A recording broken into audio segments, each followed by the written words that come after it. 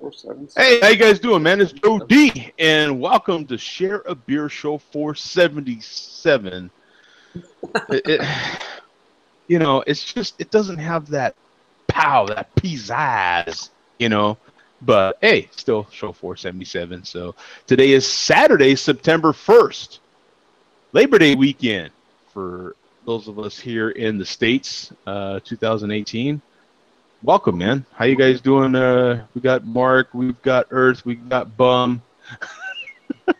And even Doing without good. a link, we've got some man. Wow, that didn't take long, did it?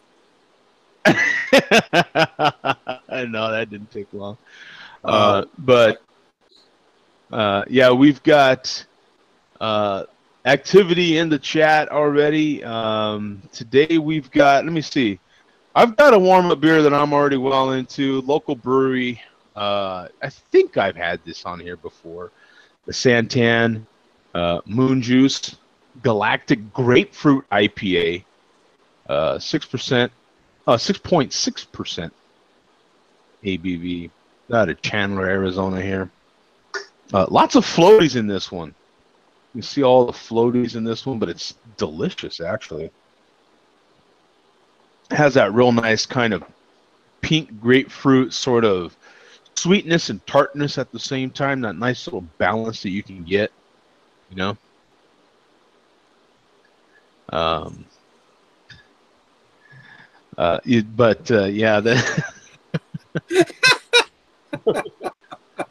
oh my God.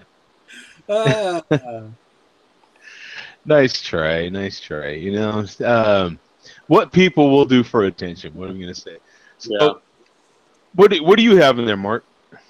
I finished my warm-up beer. It's a sweet water beer night, but my warm-up beer was another one of last of these Mosaic IPAs I had last week. Oh yeah, nice. Yeah, and then I've got a couple more. I found a case of 16-ounce Sweetwater, a sampler case at Costco. So I got a case of that. So I'll be 16-ouncing from now on. One of these wimpy 12-ounce cans. Go big or go home. Yeah, go big or go home, right? Exactly. Yeah, that's. I'm already home. I guess I can go big anyway. Yeah. Well, now you can really go big because you are at home, right? Yeah. So we've got, man. There's been some people that I follow and that follow me on the Untapped that have been having some fantastic beers, man. A lot of beers that I've got to try to have. Earth, what are you having, brother? I'm having a double C. It's got plum and blueberries. It's a Goza. Ooh, good. Goza. Yeah, they got different variants of it. There's the double seesaw. Ah. So it's the double seesaw. Plum, blueberry, and peach. Oh, okay.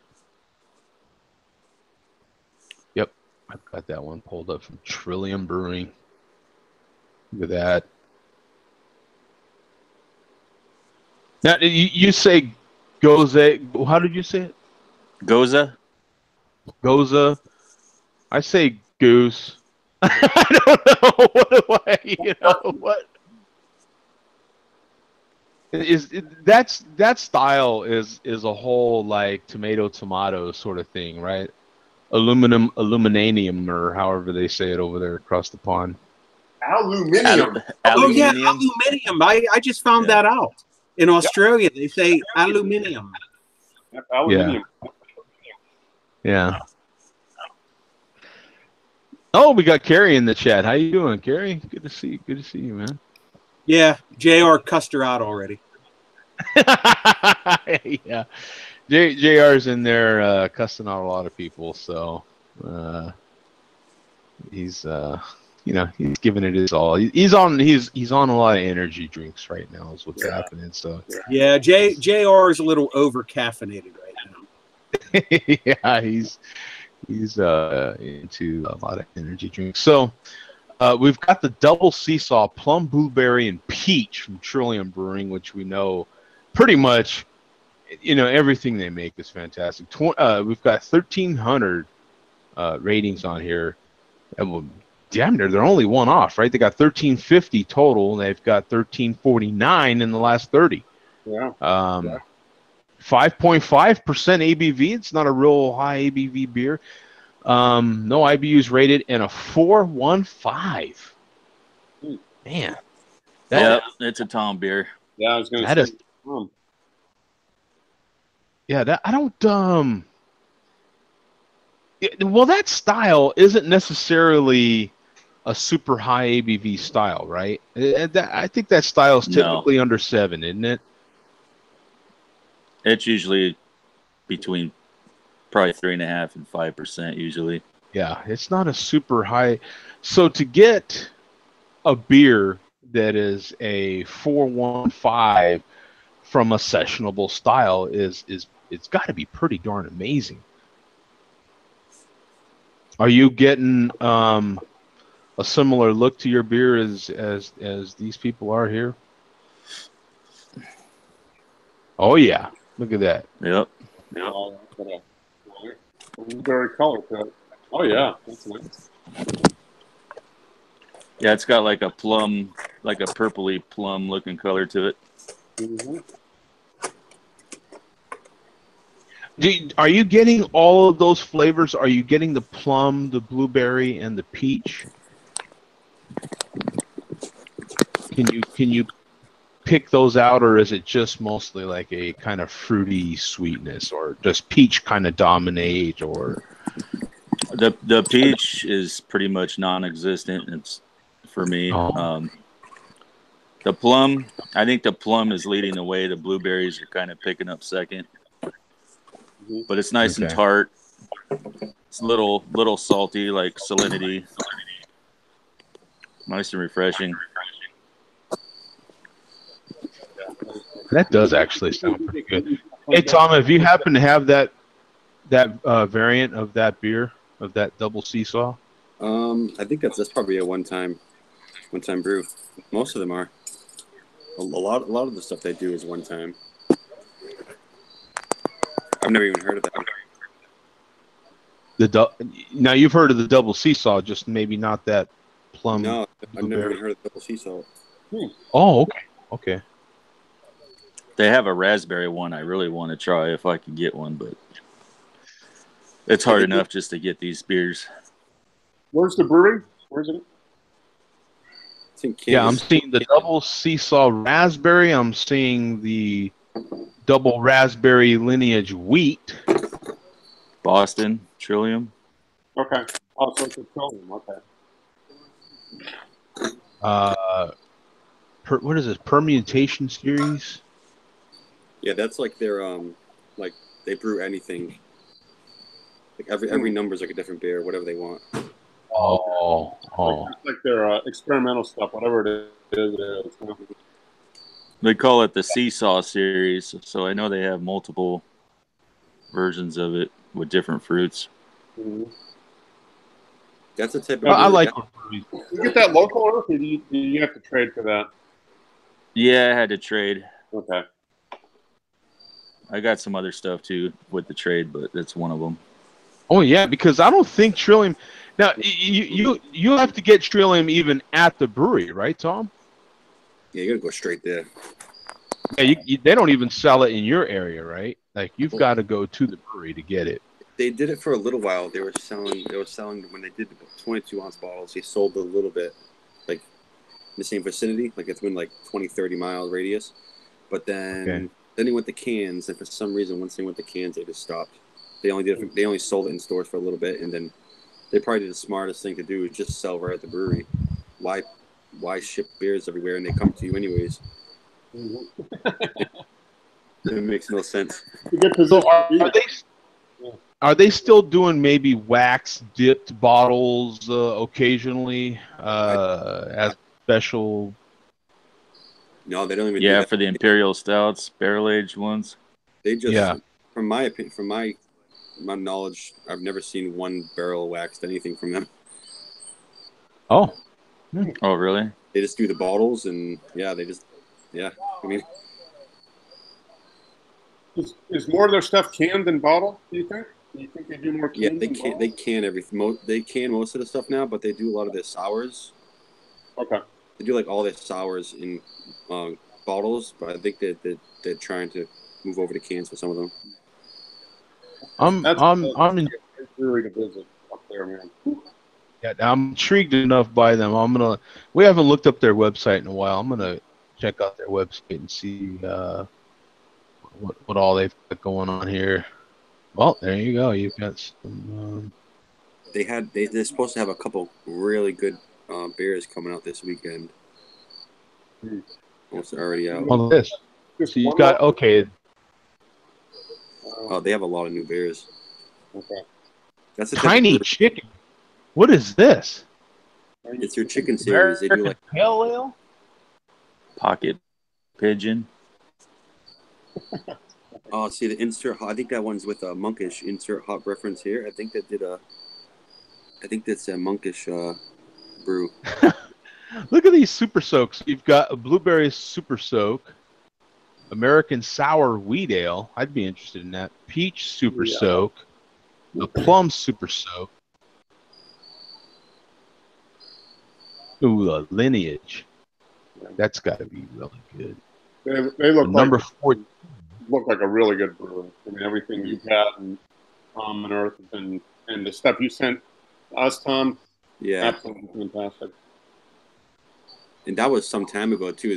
They're always that's the type of brewery that if you don't see it for 5 months, there's already stuff coming out that you have no idea. Yeah. So here's the double C It's sauce. always coming. Oh, that's nice. That's a nice picture. I gotta get the photographer for that thing like that. They've got a nice, and I like the way they're not afraid to put the prices on here too, man. That's what's kind of cool. You've got the insert hip hop reference here or there. I think that's a triple with monkish. Look at that at 22, Yeah. 22.20 per 4-pack, man. What brewery does that? What brewery puts their prices on here? The one that only sells. I don't know if that's the one because once they ship it, you don't know what it's going to sell for. I mean, once it goes through a distributor and ends up in a store, it'll sell for whatever. This way, they sell it at the brewery. They just if you want to buy it, here's what it is. That's what we sell it for. Here's what they got on draft, man.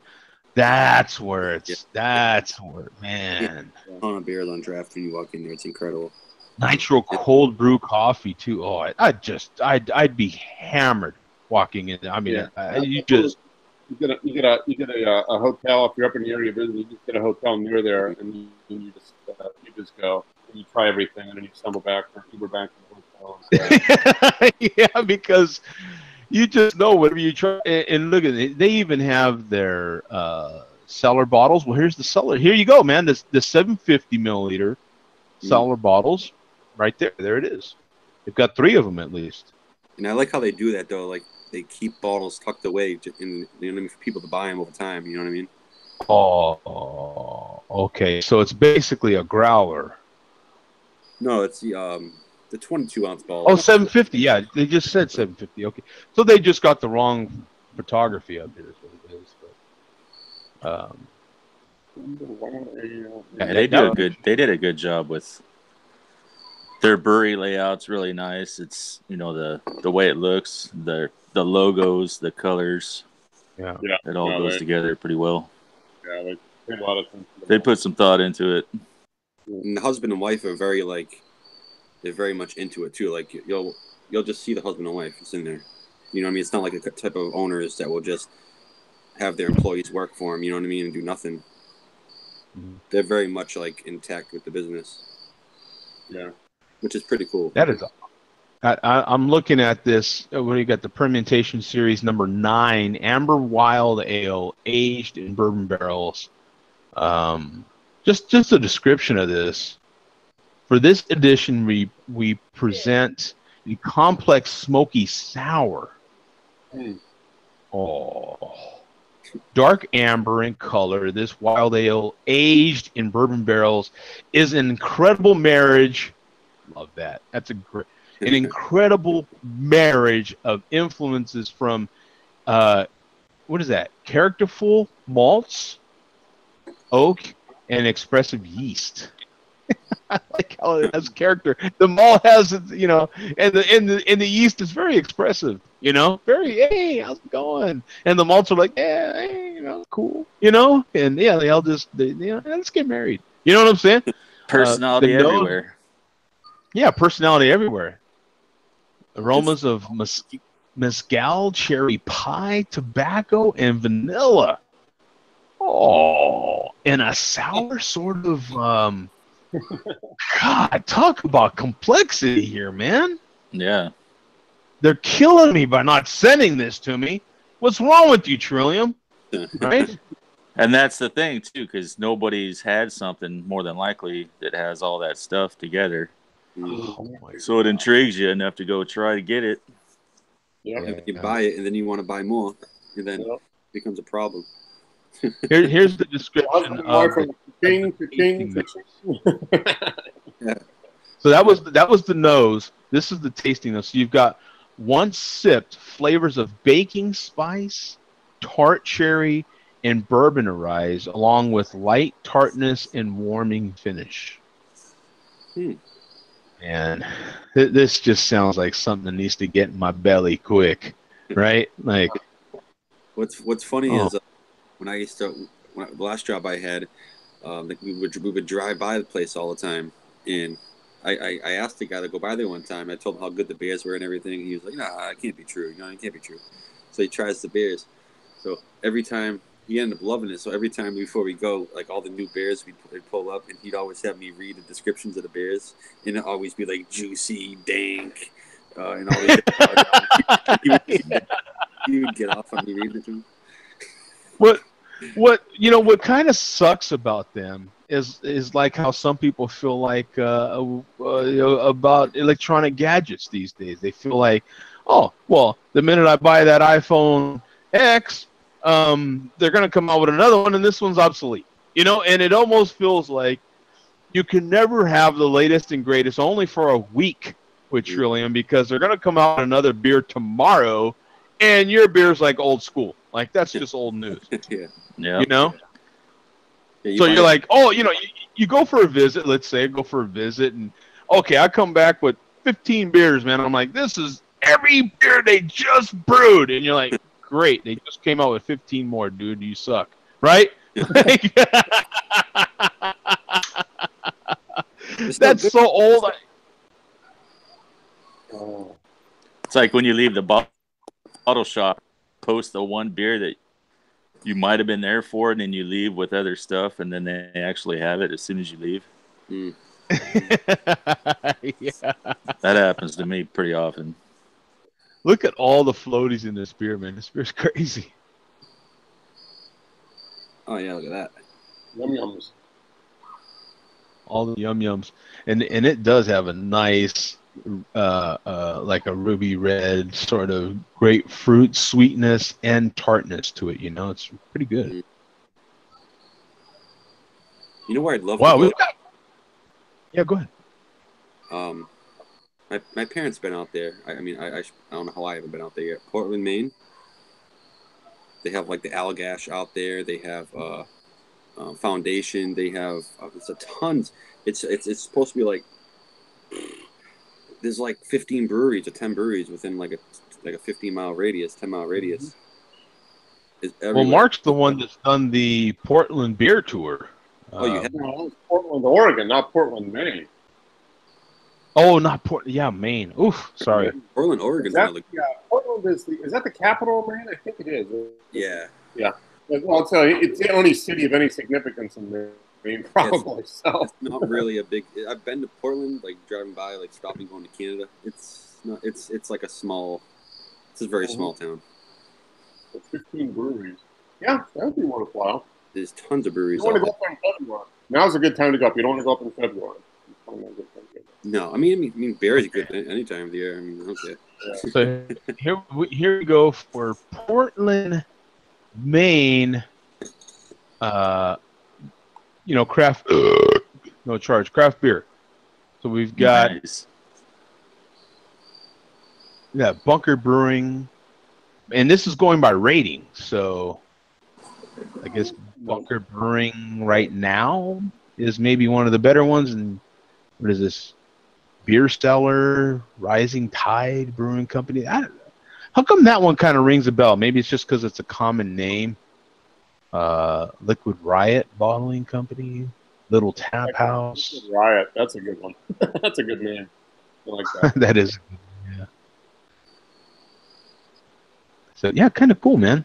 I mean, Forest River, the there's so Great Lost Beer. many cities out there you can go to, and there's tons of beer. Man. Oh, there's my brewery, Thirsty Pig. That's what I'm talking about.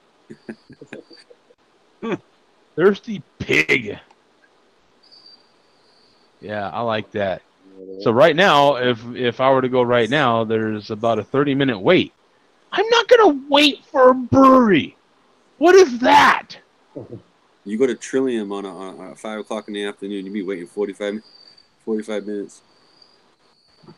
Okay, now I might wait for like canned beers, but to like sit down in a brewery, and I don't know if I'm gonna wait. How long? You could wait forever. It matters if What I'm do you waiting. wait? It matters if I'm drinking a beer while I'm waiting. That's a different story. Yeah. You know what I mean? Yeah. I'm assuming that's part for their food, but yeah. Give me a nice big beer to drink while I'm waiting for the food. Yeah, because I'm. Oh, yeah. With a name like Thirsty Pig, you better have some good grub. Look at that. That's a cool look. Look at that. Oh, yes. Just bring me a big. That'll curb the waiting. Sausage. You know what I'm saying? Sampler. And a sliced pickle. Look at that on a pig board. That's what I'm talking about. Look On at a piggy that. plate. That does look pretty awesome. I bet you all those are homemade, locally made, artisanal sausages. That looks that looks like a cool kind of little bar. It's a little place too, isn't it? It's not a big. No. Yeah, I mean, look at that. If that's the front door, you can see. And those guys they're not real size men like myself. I mean, you're banging through there just to get in, right? You put some shoulder pads on. Yeah, like look at that. Oh, yes. Look at that. Oh, there it is. Boom! Winning, right? Give me that, a plate of sausage, and give me a whole thing of what do you call those things again? Oh my God, how come I'm forgetting? Flights. Flights, yeah. You give me a flight of beers, and you give me a plate of sausage, and leave me alone, right? Just And a leave barrel me to eat it on. Got your own barrel right there. and a barrel to eat it on. Yes. Oh, dude. Look at that. Oh, look at that. Who's born? Look at that. Look at that. Oh, Oh, Jesus. What the I heck? would so kill to have that right now, man. They got I beat. would. That is fantastic, man. Is that time worth waiting? Yeah. Yeah, okay, would you wait? I'd wait That's for the some question. Of that. Yeah. Earth has a good point because I would wait. Yeah, look at those dogs, man. Look at that. And look at that. Put chips on top of that. Oh. Yeah. That looks like a Sonoran dog right there. I'd wait for some of that. Got some sport peppers on. Oh yeah. Some little pickles. And you got some beans there. Yeah. Yeah. Do you really need Well, it's Boston. Well, it's not Boston. This is Maine. Do you really need beans with beer? Come on. We all know what happens later, right? Huh? It's not going to be pretty.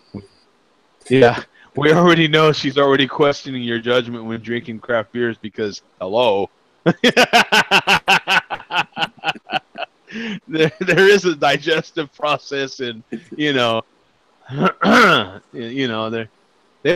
nose isn't quite as good as it is when it was going in, right? Let's just say, and then you add beans to the mixture. I don't know. What do you think the malt liquor community would think about all of this thirsty pigging that'd be going on there, man? What would Billy D have to say about that?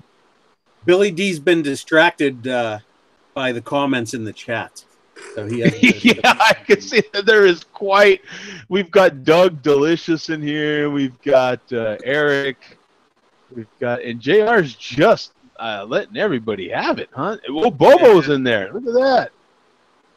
Yeah, JR's been bad a few times for the last 20 minutes. I have to be blocked. Yeah. I'll leave it up to you, Joe, if you want to mention the last week's JR situation on the malt liquor report. The ball is in your court. Oh, that's all right. I think I'll just move over that. Yeah, well, that's fine with me. Oh, by the way, I will mention that it took me. It's a year in the making. I finally found peanut butter Victory at Sea in a bottle. Oh, look at you! Look at you! All right. Yeah. I had to drive pays 2.5 hours north of Pittsburgh to find it. It never made its way to Pittsburgh in bottle. I got this in Erie, PA this week. You did? Wow. Yeah. I found one bottle of it for sale. It looks like it was bottled last November. So it's 10 months old. I don't care. I bought it. Yep. Did you drive up there specifically for that? No. I was driving up there for my schedule hobby, and there's several beer stops up there. Okay. All right. And I saw this in the cooler. He's calling all the liquor stores within 100 miles. Yeah. Do you got it? Do you got it? Do you got it? Yeah. So this was totally unexpected. I had no idea I was going to find this. So let's see what 10-month-old Victory at Sea tastes like. Oh man, that beer's phenomenal. There's no doubt. Oh, peanut butter Victory. Like no time even took place. Yeah, still great. Nothing different than it was before. No breakdown of anything. The peanut butter's still there. Oh, that beer is phenomenal. It's still great. It is. It's a great beer, man. It, they have some. We talk about it and we talk about it and we talk about it, but they do. Victory at Sea is a good base. It's a fantastic beer all on its own. I think I had one last week, didn't I? It's a fantastic beer all on its own. And then they start these different variants and just, and that's one of them. That one's fantastic. And I think they even have different peanut butter beers too, don't they? Well, yeah, I didn't realize last year. I checked in 2 different drafts on Untapped, and one of them was marked peanut butter Victory at Sea. But what I didn't realize was it was actually peanut butter cup Victory at Sea, which had peanut butter and chocolate. Yes. And I did notice the difference in taste, but I thought maybe it was just due to the barrel or whatever. So yeah, definite variance. But I just find it amazing that it never made its way in bottles to Pittsburgh anywhere. But anyway, that's neither everywhere. That's neither here nor there as far as the malt liquor report, right? Right. Well, yeah, sure. Okay. Well, it was a pretty slow news week, but leave it to the chairman to come through at the last minute. All right. No cuss-outs from the chairman, but we did have what I am classifying as a Hall of Fame classic moment from the chairman just from yesterday. So if you want to go to the original channel, Joe, the Steel Worldwide channel, and this is his most recent video. It's called Chug a 40 Ounce Die Piss Glen Die Florida's Red Tide.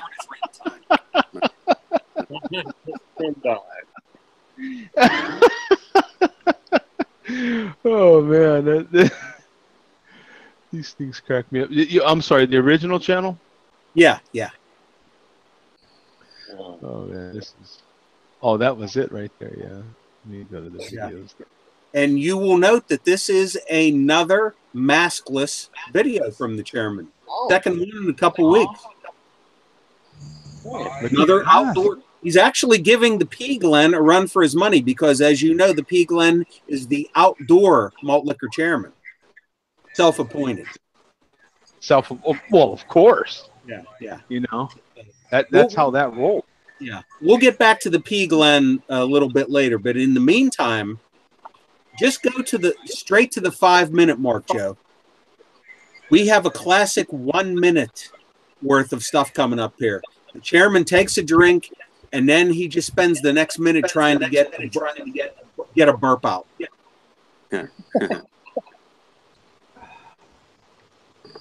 So crank up the sound.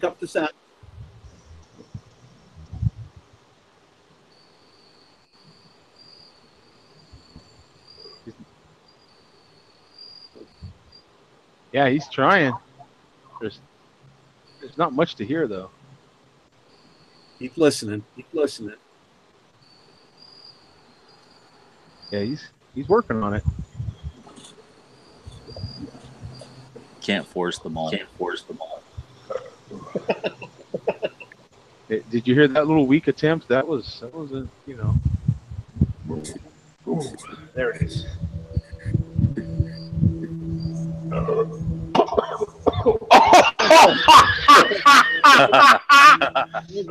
Sounds like he Oh my goodness. There it is. got a little. That didn't go so good, man. And he still gives the whole liquor, though. I'll give him that. Yeah. That was hilarious.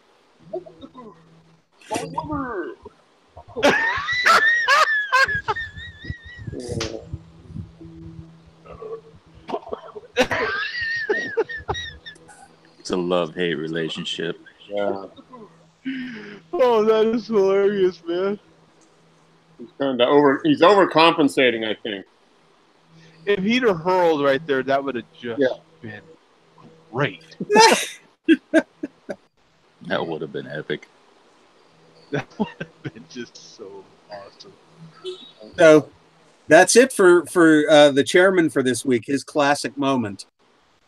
As far as the outdoor chairman, the official self-appointed outdoor chairman, the P. Glen goes, the P. Glen did a video this week announcing that because after 3 years of being on YouTube, he still cannot get 40-ounce Fear's approval, and Fear still hates him. Therefore, he is done with YouTube. He cannot prove himself. Therefore, he is not worthy of being on YouTube, and he has done his last YouTube video because he just cannot get Fear to like him. So until next week. Yeah, my inside sources tell me that he was being sarcastic. That's pretty safe to assume right there. And I should also mention that the P. Glen, in addition to being the outdoor malt liquor chairman, I have previously mentioned that he's also the self-appointed fashion plate of the MLDC. What I haven't previously mentioned is that he was the 2016 MLDC Rookie of the Year for a while, until that somebody, I believe it was Fear, discovered that he had a second channel called Beavis 99 in which he drank craft beer.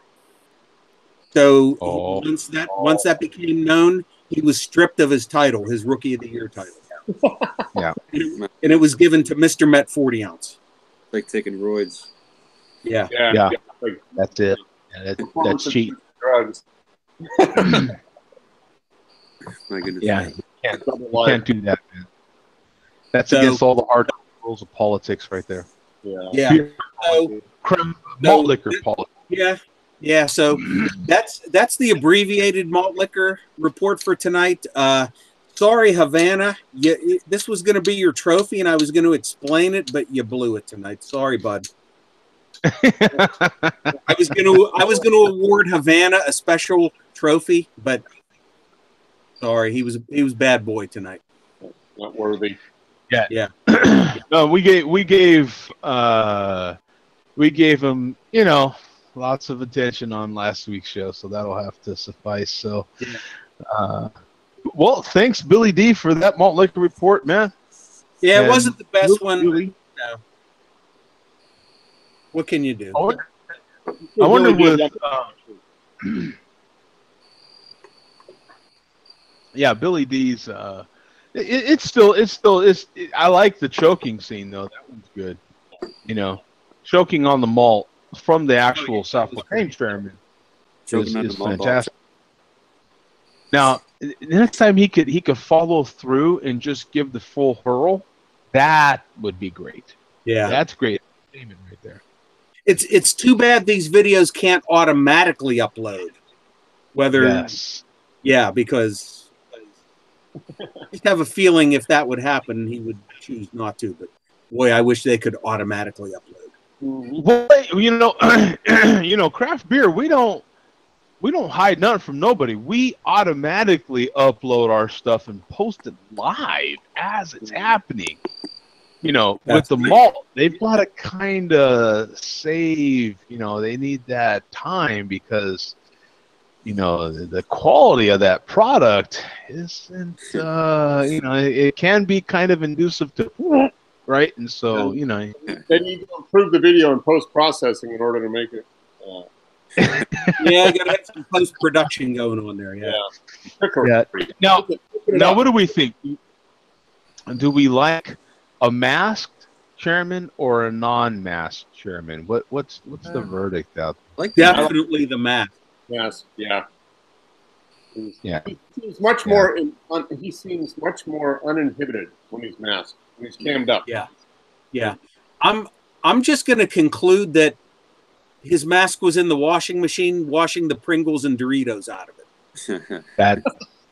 that could be it. Yes. Great observation. Nacho cheese, a little extra there. You got to watch that. Well, because is making non-masked videos a good example for the rest of the malt liquor community? Is that the way a chairman should be setting an example? Is that like one of the 10 commandments of the blueprint, Bum, or is it just suggested? No. The protocol is malt liquor is always the star of the show, not you. Therefore, you should mask up to not make it about you. Okay. Says the man who has the neon palm tree, the Corvette, the stack of cash, the 6 American flags, and the American great. Yeah, he's not drawing attention to himself. Corvette. Yeah. In the Corvette. The Corvette. And rap music in the background. 1995 Corvette. Yeah. Yeah, Corvette. Yeah. And about to get another Corvette, right? Corvette. So he says, yeah. Or Camaro, whatever other Chevy he's going to add to the collection. Yeah. I'm assuming he's going to get his another Corvette in the winter, right? Because he buys it from losers that can't handle it in the winter, and he gets a super deal. yes. Because you have to get you have to get said Corvette in the winter, because that is his buying advice. Now, I have to mention this really quick before I move on. I do want to hear what Tom has had or is drinking. But we have a dear friend of the show here. He doesn't come on this show as much anymore, but a friend of mine here that lives in Phoenix, great photographer. And one of his cars that he shot recently sold for what, Mark? $45 or $46 million. $7,500,000 or $48 million. Oh, yeah, something like that. It's the most expensive car ever at a public auction. Yeah. Just insane. It's in our friend of 74 print. I can't imagine somebody paying much for a 74 print. I just don't. Wow. I know. It's kind of wild, isn't it? But that car has now been on YouTube like crazy. The owner's been on there. I'm trying to scroll through all my videos I watched to try to find the car again. But this is the car that a dear friend of this show, Pat, has had the opportunity to photograph many times over now, and that's the car that sold. But right there, you can see 48.4 million. And this is video. Yes, it is. GTOs always get a lot of attention. That's The the video. Ferrari Patch shot There's there. that's the owner. That was the owner. He's the one that sold The it. car was just awesome. It was exactly what I was looking for. That's what a guy that can have a real experience. a few multi-million-dollar car collections looks like. I'd say he bought that guy bought the car for $7 million about 10 years ago. Wow. Well, he talks about in this video that he owned the car for, I don't know, 17 years or something. So he owned it for quite some time. Yeah. But pretty darn interesting, man, and something also that it has a small link. I mean, it's a stretch, but has a link to the show. We know someone that has photographed that show so that it can sell, right? And so it's pretty awesome, man. If I would have photographed it, it would have sold for like $40 million. But since Pat photographed it, it's sold for $48. Exactly, yeah. And if I'd have shot it, he'd have been lucky to get $12 for it. So So he could take a percentage, actually. Yeah, I mean, it to me it is just cool to have friends of this show that have had a lot of success and are succeeding. We have our friend Zach, who now has his brewery and is doing really well. Pat has been he's an incredible automotive photographer. So pretty cool, man. Pretty cool to to do something you like, starts out as a hobby, and then you end up you're photographing $48 million cars. And it's pretty cool because when he's in that process, he can't necessarily talk about it. A lot of that is hush hush until it finally gets published, and then he can, the guard is off, and so he can talk freely. So it's pretty cool, man. So what are you having, Tom? I'm having the graham cracker barrel aged framing hammer. Oh, did you not have that already? Yeah, I think No? I sent you a different variation on it. Oh, okay. Cocoa nut. Okay. Yeah, I think so. Yeah. This one's a graham cracker. It resembles the Choco Vesa. What was it again? Sorry, what was the name of it again? The graham cracker framing hammer. Are they out of Framingham, Massachusetts? Yes, they are. Very good, Mark. And that's not the barrel aged version, I would assume. No, it is. It is. Oh, it is? Okay. Yeah. I think they only do barrel aged. Okay. All right. But it's like a Choco yeah. Vesa, like a graham cracker note in there. Same. So we've got 2,200 ratings on here, 90 in the last 30 days, 11.5%, and a 4.18. No description at all. I wish they would have had a description in here. That'd have been pretty cool. But it is classified as a Baltic porter. So I'd love to try something from them. It how can I say this? It's like the Victory at Sea when it says it's a porter, but it doesn't taste like a classic porter. It tastes like a stout. You know what I mean? Mm-hmm. Yeah, I know what you're saying. You don't get Jack's Abbey out there, Earth? Oh no. No, they're like in New England only. Yeah. I like that glass. That's like one of those stemless wine glasses. Glasses, yeah. That's right. Or yeah. Well, Baltic porters, don't Baltic porters usually have a little bit of smoke to them? If I remember right, like birch or something. Isn't that a lot of times with Baltic porters? Like town. Like burnt? No, just a little. Some of the malt is smoked over birchwood or something. I think. So it's got a little bit of. It's not really a smoked beer, but it's got a little bit of that component to it. I see what you're saying. Mm-hmm. It's supposed to be a lager and not an ale. Yeah, that's what they're known for. They do like all their beers are like lagered, even like the IPAs and stuff, like IPLs instead of IPAs. Okay.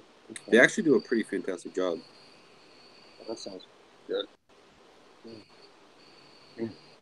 Yeah, I'm looking at some of the beers on Total Wine. Of course, not available in my area, but there is just several. Isn't that too bad? Like, don't you wish you can go to like your local store and be like, "Hey, I want to get this from this state," and you could just get it. Yeah, Like, well, and that's the purpose of these online stores. In that, like I was trying to let everybody know, like if you wanted some West Coast beers, maybe San Diego-ish, in that sort of area, you could use that service that I used recently. To try to get some of those beers. I've always tried that. Massachusetts is like, no, not here. They don't ship it. Okay. Yeah, they don't have those services over there that I know of. I hate that. Oh. Because I would have if they did. Probably like that. Yeah, there's a lot of states that just don't allow that to happen because they have to. Everything has to go through the distributors that have paid off the politicians in the state capital in order to allow them to distribute the beer. They need to wet each other's hands first. Yeah. Yeah. It almost seems easier for the East Coast, the upper East Coast guys to get, the West Coast, San Diego or whatever's popping out here than we can of your guys' stuff. Yeah. Because the state of California is a little more liberal with, being able to self-distribute, I guess, rather than having to go through a distributor system. And there's a lot of stuff in the Northeast. But you guys have a lot of beer out in California, though, like tons and tons of beer, don't you? Oh yeah, no, there's tons of beer in California. Like, absolutely. We get like a lot of like the name brand, like the big stuff, but not like, you know what I mean, like the things that the other stuff that we can't get. Here's a site I'll show everybody, just in case. I think this is the one I use. I don't remember actually, but you have their craft beers, you have styles, all these different ways you can do it. Hazy IPAs, barrel aged. Oof. Gotta go through that. Look at that. You can just search just barrel aged beers. Well, that James Beam is really good. You got barrel-aged sours, barrel-aged stouts, barrel-aged barley wines, Belgians, porters, saisons, Scotch ales. You can just go through the list here of different, So in case you want something more, I would say out of the West, and you're not able to get it in your area, then this is a real good site. I'm pretty sure this is who I used. But a really good site to use. Feels the same. Yeah, brown. Yeah, that's not even the one that, or the few or four that I know of. That's another one. If this is the same one, then what I remember is they just have one flat price for their shipping. So if you, look at this sour Skittles. Someone was just joking around about Skittle Bear in the chat. Hilarious. Randalize them. Yeah, Randall. Yeah, that's. But if I remember right, they have one flat. Yeah, shipping information. Let's see. This is the same. They're gonna be the next lawsuit. Look at that. Yeah. Oh yeah. The name, the visuals. Look at that. Yeah, it's. In any case, it was the site that I used. Man, I thought it was this one, but maybe it's not. What's the name of this one, John? See, what's the name of it? This one is craftbeerkings.com. No, that's not it, because the stuff you sent to us was somebody else. But yeah, it was flat. It was a flat There's rate. Craft Shack. There's Craft City. Craft Shack, I think. Craft Shack. I think it was. That was it. I think it was Craft Shack. Yeah, because it was. There's Best Damn Beer Shop. The site looks so close too. That's what's kind of crazy. Craft Shack and that Craft Beer Kings have a very look at this, because this is the one I use. That's why I couldn't tell them apart. Very, very similar interface here. Yeah. That looks nice. I mean, look at it. I mean, it looks. But this one, milkshake IPA. Wow. Yeah, that's popular style. Everybody's doing that. This one here, this is what I like about Craft Shack. They have one flat price. I think it's basically $30. I think it's $29 or something like that. So if you buy one bottle of beer, it's gonna be $29. But if you buy, I don't know, 50 bottles of beer, it's $29. I think they had a flat shipping price. Is what I think they had going. If I remember right, they had a lot of Modern Times stuff. So if you've heard me talk a lot about Modern Times beers, the Shoots beers on here. Here's their Black Butte. For some people that might not be able to get Deschutes in their area. Evil Twin, look at this, man. A lot of good stuff on here. Let me make sure this is what I'm talking about. Lots of disclaimers here and stuff. Let's say ship flat rate, $35 minimum order.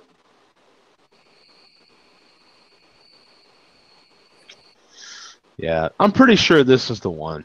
I'm pretty sure this is the one that I used. But it was a pretty darn good. And I think you said everything got there pretty well there, Mark. Yeah, it was pristine, well packed. I mean, they had the egg crate packing, between each layer, Right. So they would have had to, drop it off like a skyscraper for it to break or anything. I mean, stuff was packed really, really well. Well done. Yeah. Here's their local newspaper from California. They had newspaper wrapped around it, so I got to catch up on the news.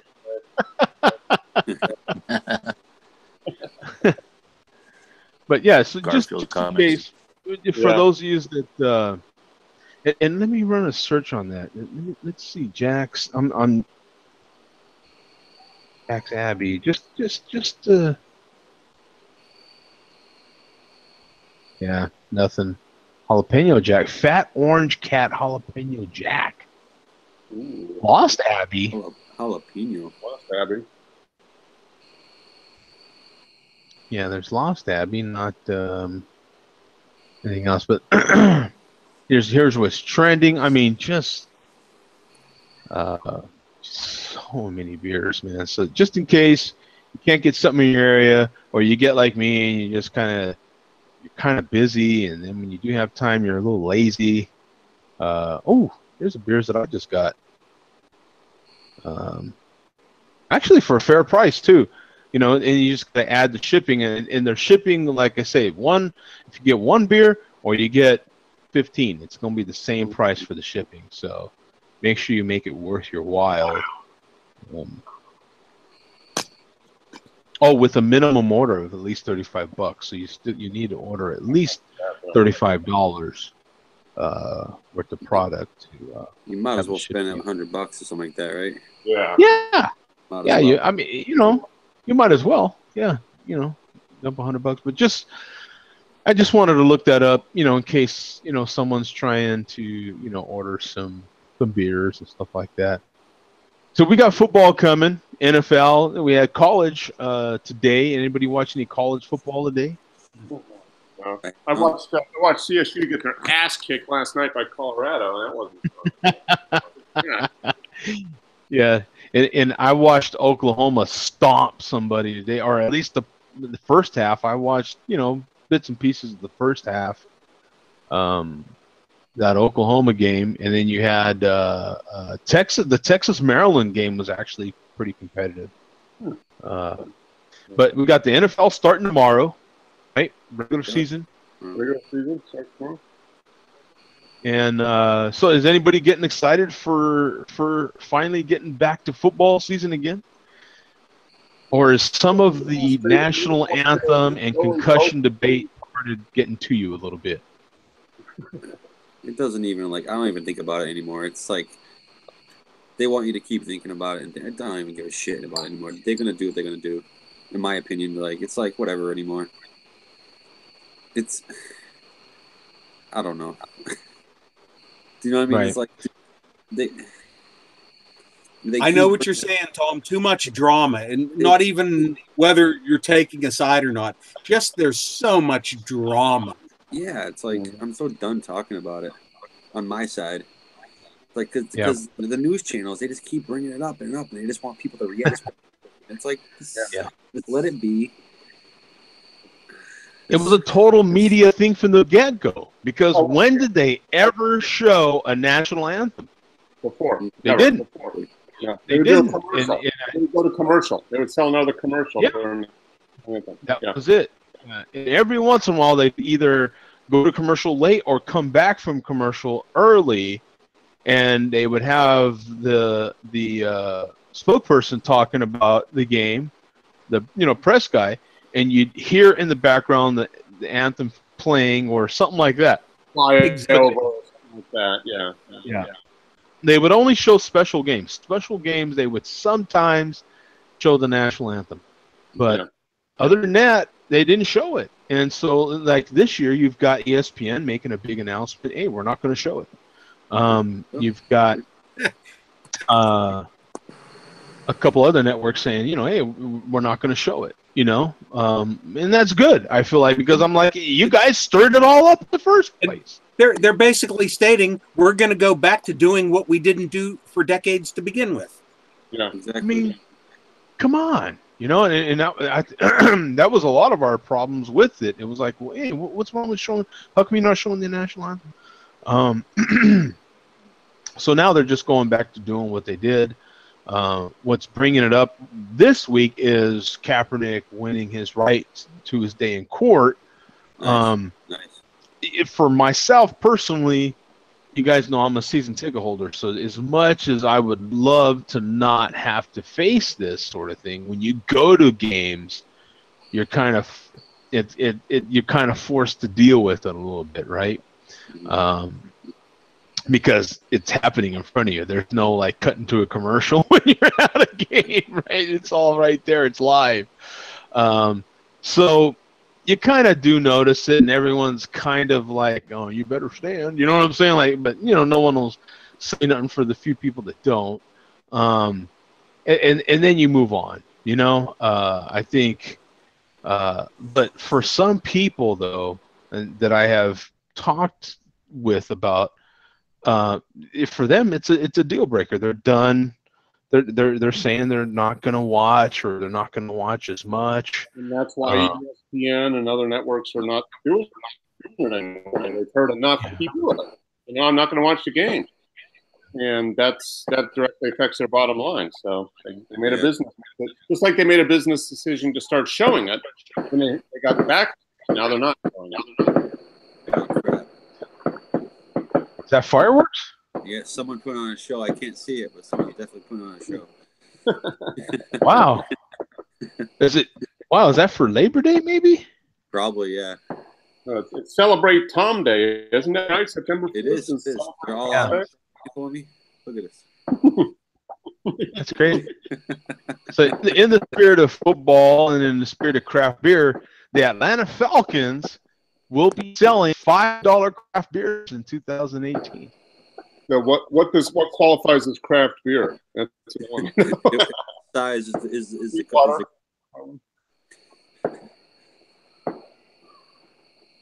let's see. So crazy. Did they say what beer? Let's see, against the laws.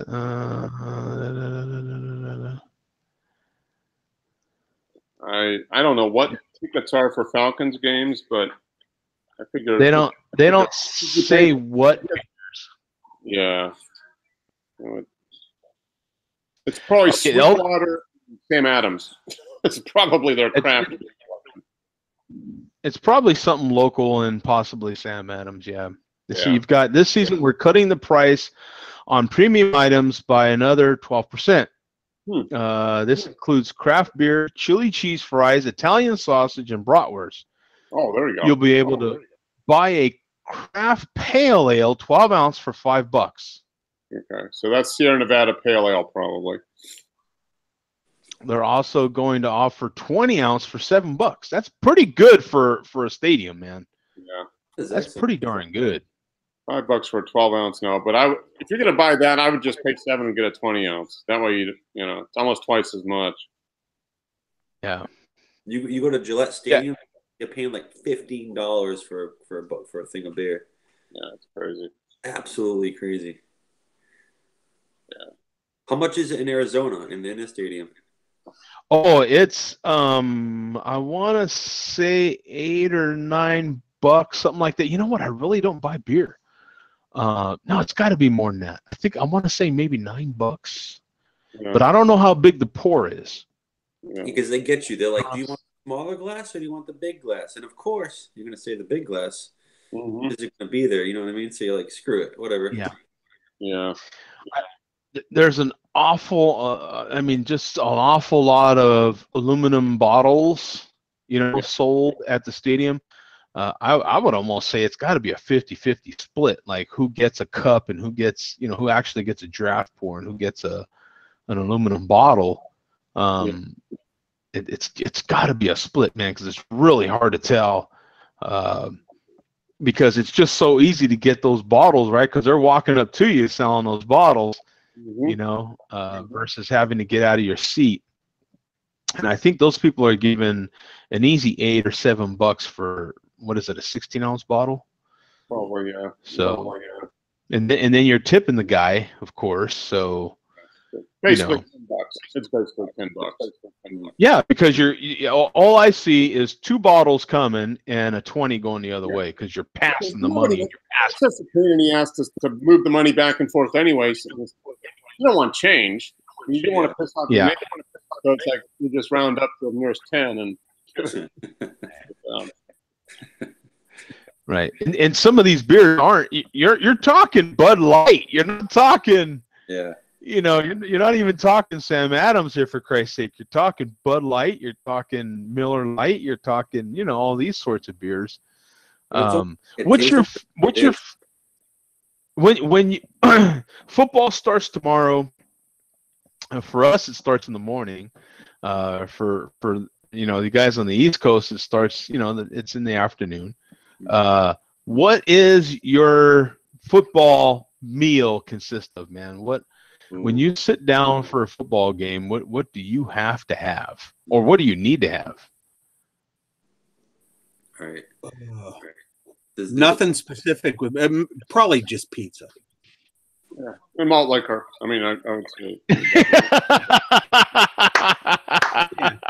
and that. Yeah, it's Cheetos and malt liquor. I mean, yeah. If there's some kind of there's some kind of chips involved, right? I would think, some form of like chips or pretzels or something crunchy like that. Probably going to be some sort of dip, whether it be salsa or like a ranch dip or some sort of something to dip the chip in, or some sort of sandwich to go with the chips of some sort, whether it be an actual burger or a proper cold cut sandwich or a hot dog of some sort, right? Well, maybe some jambalaya. Ooh, jambalaya, yeah, that could be too. Yeah. Or even lasagna. Some sort of big pasta bowl. That way you're a couple beers in, you finish your big bowl of pasta, and then it's out. Right? And you wake up and the game's over. You're out by lunchtime. We always talk about turkey doing that stuff to you. Man, don't a big bowl of pasta just do that to you too? Oh, then you got the cheese on top of it. It's like oh man. Yeah. You eat that, and half an hour later, you're asleep. Yeah, comatose. Right? I mean, that's how it goes, man. You can hardly have a big, and then before you know it, you go from a seating position on your sofa to like, you know what, man? Laying down just sounds good. I won't fall asleep. I'm. And the next thing you know, it's the fourth quarter. Yeah. Oh, yeah, go!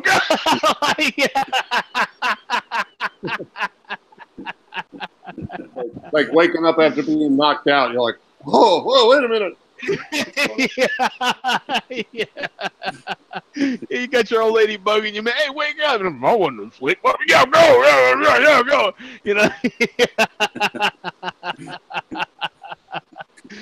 Yeah, that's the way all that stuff works. So, yeah, we got football back. For those of us that are cord cutters, and if you're like me and you've had DirecTV Now, they finally offer a Sunday ticket package for us. I got that email probably 2-3 weeks ago. My gripe with it is they're only, or at least the last time I checked.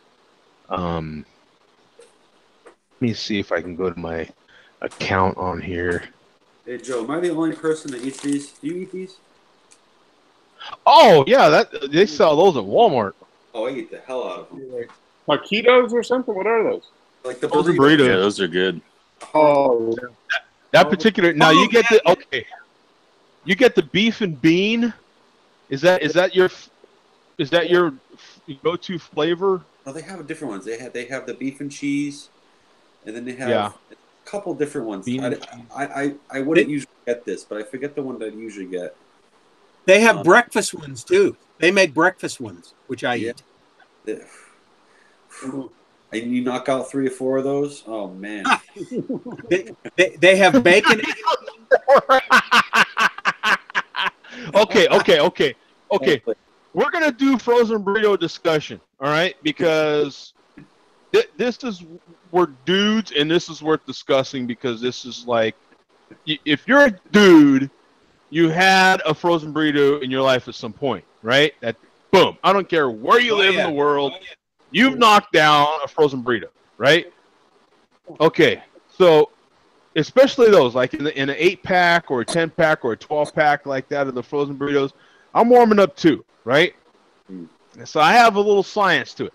I take the folded part of the frozen burrito, warm that up part first, like minute and a half, and then flip.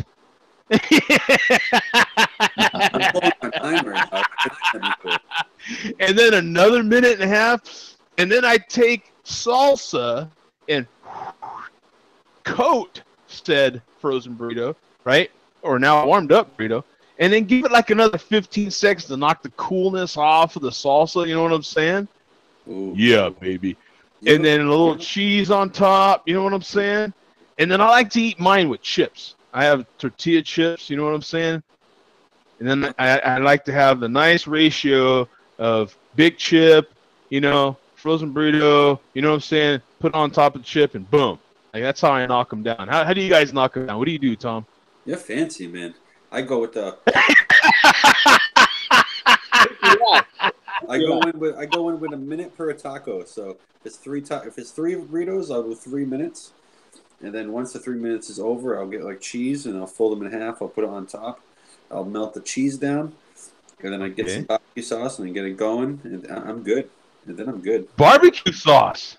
Hell yeah! Get some barbecue sauce in there, man. Interesting. You're cooking. Wow, you threw me for a loop there. So what kind of now the barbecue sauce is key?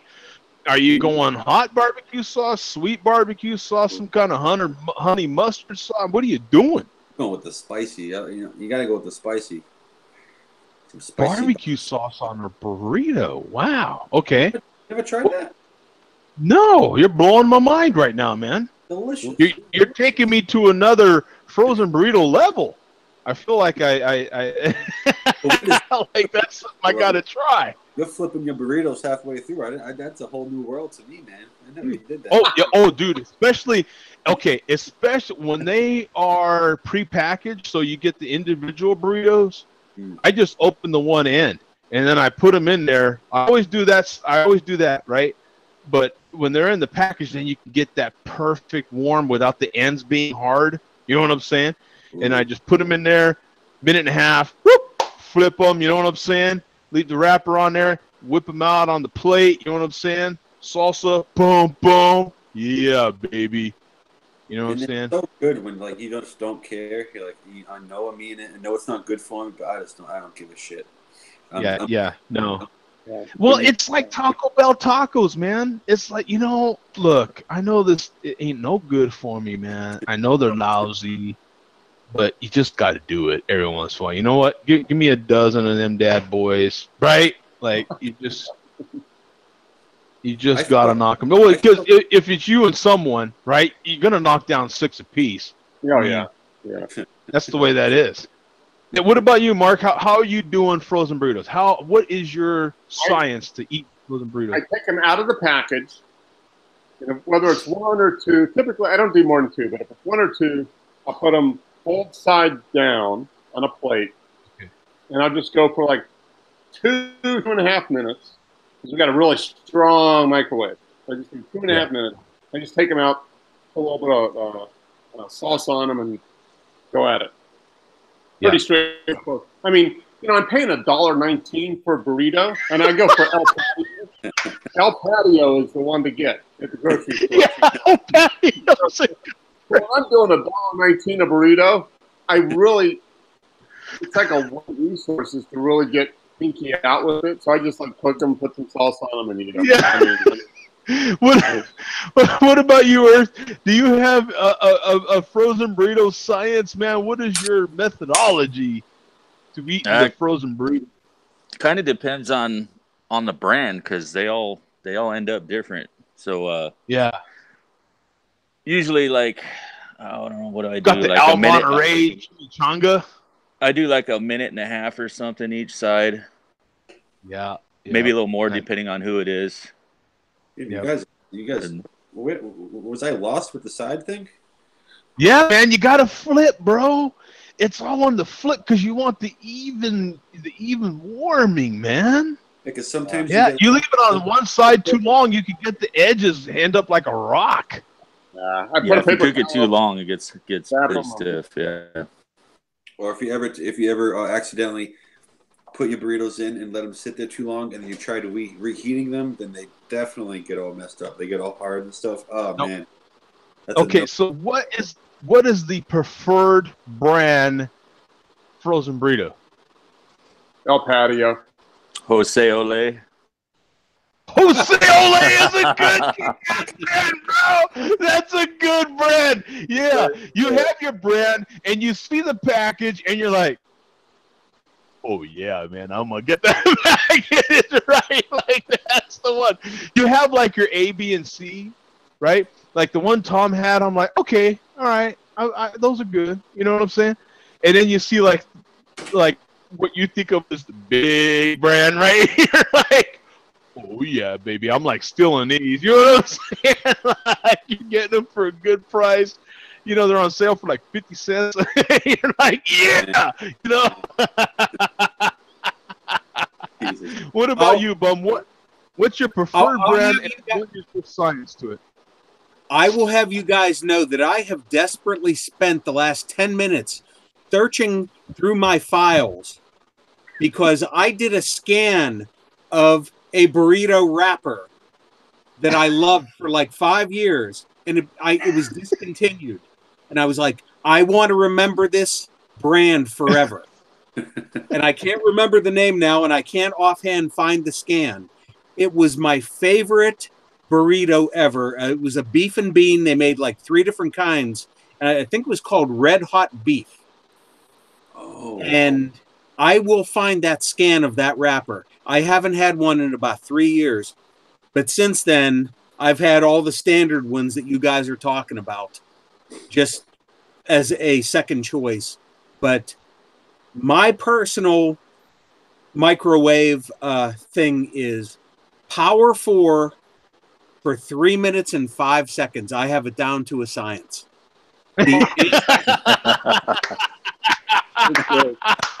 What's the wattage of your microwave? I believe it's 13 or 1400. The ends do not get burned, and the center is not cold when you bite into it. Yeah. This was like 3 years of trial and error to get it to the perfect. He's like the Thomas Edison of frozen burritos. You should. Yeah. Bum's got a pad of paper with all the different increments. Yeah. How long does what? 2 minutes, 59 seconds. This is awesome. Yeah. 3 minutes is not enough. 3 minutes 10 is too much on Power 4. Power 4. Yeah. On your particular microwave. On my particular microwave. You know, I don't even know how to warm them up on a new microwave. Than your neighbor. Your microwave's got more power, so your neighbor Right. might need 10 seconds, but you're one house closer. Right. So 3 minutes Right. 5 is. Here's some images of frozen burritos. Now the al Monterey is the one that Tom just showed. Actually, he just showed this one. Mhm. And they do come in an 8-pack, the al Monterey. Yeah. Those And then are here's my breakfast. current ones. Yeah. I like Now, it. these typically are sold like at Walmart, and most stores, I think, have the al Monterey, and they're kind of like, to me, the C-level burrito. And then you've got the Tinos or Tinas. Those are kind of a little bit higher end frozen burrito. But the Jose Olay, those are the ones that they sell at the Costco, right? They sell those at Costco, and they have the good chimichanga burrito. That's the preferred. And then a lot of people get these al Monterey extra large at like the convenience store, right, at the gas station, right? But you've got your Costco frozen burritos, which I believe are the Jose Olays, man. When you can get those, you're like, oh yes, right? And you just buy. I'll buy a huge pack of them, and maybe they come. Well, the 8-packs are kind of small, but you've got your 10 or 12 pack. I think the Costco has a bigger pack than that. But let's say they come 12 in a pack. I'll buy that. You just buy it just to store in your freezer because you're like, sooner or later, I'm going to get down to those bad boys, right? You know. Yeah, you're gonna have one of those Sundays. Yeah, you're going to have where, or just one of those days in general where, you get home, I didn't want to stop somewhere on my way home. I just wanted to have something to eat now. It's like top ramen, right? Like you can warm ramen up and have that and be eaten like in 3 minutes. And it's the same thing with frozen burrito. Like I've got like a 5-minute deadline in my mind, right, when I need to eat, right? And these things kind of quench that. How to make lasagna? You always have a few burritos in the freezer, so you can. Yeah. Well, because I think a lot of us do that, right? You're thinking about making something to eat, and so you'll eat something while you're thinking about making something to eat. Like, what are you gonna? Let me see. What am I gonna make tomorrow? Let me warm something up, right? And so, what about you, Bum? Since you've done a lot of science into this, have you ever put barbecue sauce on your frozen burrito? The only thing I put on my burrito is sriracha. That's a good one too. Sriracha. Yes. Only sriracha, label out. Now you've got different flavors of sriracha now too, don't you? As far as the original sriracha, I'm not sure, but there's variants on the hot chili original sriracha sauce. I prefer, is it Don Jose's chili sauce? Is it Don Jose? It's out in the kitchen now. I can't remember the name of it. It's a little sweeter and a little slightly less spicy than your traditional sriracha.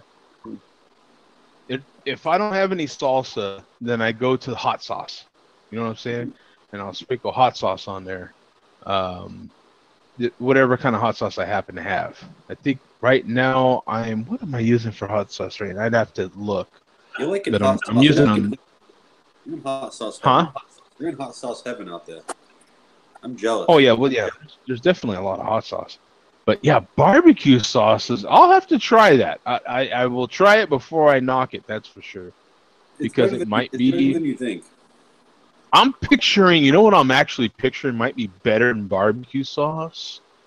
Because barbecue sauce is a wide. That's a wide. You know, because there's tons of different styles of barbecue sauce and stuff. Yeah. I'm thinking A1 sauce, baby. That's interesting. You get that You're gonna bowl. go with the steak and jalapeno. you've got different A1s too. So I'm thinking, you know, maybe on those same Al Monterey beef and bean burritos, I think A1, you know, it's nice and thick, it's tangy, it's got that little spice to it. That might be all right, man. You know? Joe, with the barbecue sauce, I don't want to point you into the wrong direction. The sweet baby, the sweet baby. Oh, you going Sweet Baby Ray? The Sweet Baby Ray spicy? Oh man, off the chain. Off the chain. Okay. The spicy one? Oh. All right. Because you can get a barbecue sauce and it'd be like a little too sweet. I can't do that. I'm not a sweet barbecue sauce guy. I'm not like a savory barbecue sauce guy. Yeah. You know what I mean? You need like Carolina mustard barbecue sauce or something like that. Yeah. Now, what is your preferred beer with said burritos? Oh man, because you can't drink an IPA. You can't drink like a heavy double IPA with it because it's kind of like, why am I drinking it? You know what I mean? Yeah, you're not going barrel aged, something super rare, and then going like double frozen burrito on that bad boy, right? Yeah, you're like, what the hell am I doing to myself? Right? Yeah, you're just going throwaway beer with that one. If you're Standard drinker. You're drinking macro. I mean, you're drinking something cheap. I mean, yeah. Like a PBR, you know, I'm scale a little bit. You can go like PBR or Blitz or something like that. Yeah. Yeah, you don't want to go, anything super rare or I don't know that you go dark anything with frozen burrito, right? Yeah, maybe like a Modelo. Oh yeah. Yeah. Okay. Yeah. You're not doing like a victory at sea. What a victory at sea. No, you're not going. Yeah. Which I am still working. You got to keep it close to the roots, man. Yeah. Go back to the old classics. Lager, Pilsner, like that. Yeah. Well, Modelo would almost be in the spirit of it because it's considered a Mexican treat. So at least you're in the spirit of, you're having Mexican. Bohemia would be a good one. That's a good one. Yeah, Bohemia. Yeah. Special. Victoria. Is it Victoria? Is that the one? The red label one? The gold label bottle? That's pretty good. Victoria's another one, yeah. I'll drink a Corona. I don't give a god dang. A Corona Light? Huh? Woo. Yeah. Corona Who's that Special. Corona Light? What's the Corona Light like? I don't know. I've never had a Corona Light, I have to admit. No, I haven't either. I mean, I don't think I ever will. Have I had Corona Light? Let me check my Untapped. I don't think I have. Wow. When you hear the name Corona Light, that really is like a redundancy, isn't it?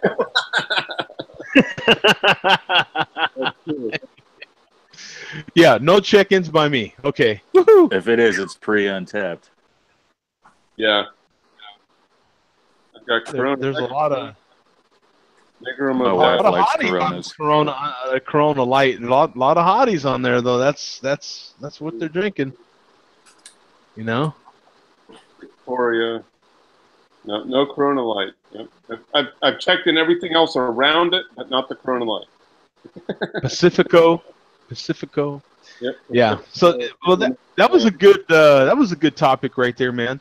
Yeah, because there's probably that if frozen burritos might be one of those things that you have for football, right? You might, you know, Especially for the late game, like yeah, night football, something like that. Yeah. yeah. You're not eating really well, just like Tom said. You're not, it's not, but you're like, I don't want to have something super big before I go to bed, sort of thing.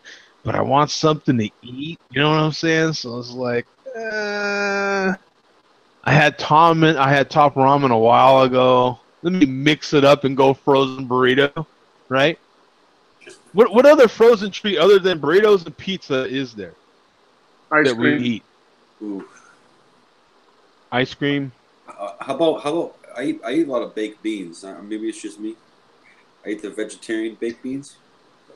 Oh Bush's vegetarian baked beans. no, the these ones. Tom's gonna get them. Boston baked beans, vegetarian. Now I know some baked bean eaters, and I know some hardcore baked bean eaters that don't even warm them up. They open the can, Okay. and they go beans out of the can, Oh. cold beans out of the can. Oh man. Just like tuna. I know some people that open can of tuna, drain said can of tuna, and then go to eating. That's not as bad. I had a friend that did cream corn cold out of the can. I was like, no, dude, that's not right. I'll do tuna out of the can if I put salt on top of it a little bit and make it like put some seasoning on it and then eat it. But I mean, I won't eat it straight. Maybe a little mayonnaise and then mix it up and then eat it.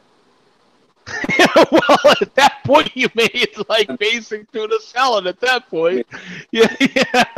You're basically saving a bowl. Is what you're doing at that point. So, what's the preferred brand there of baked beans? I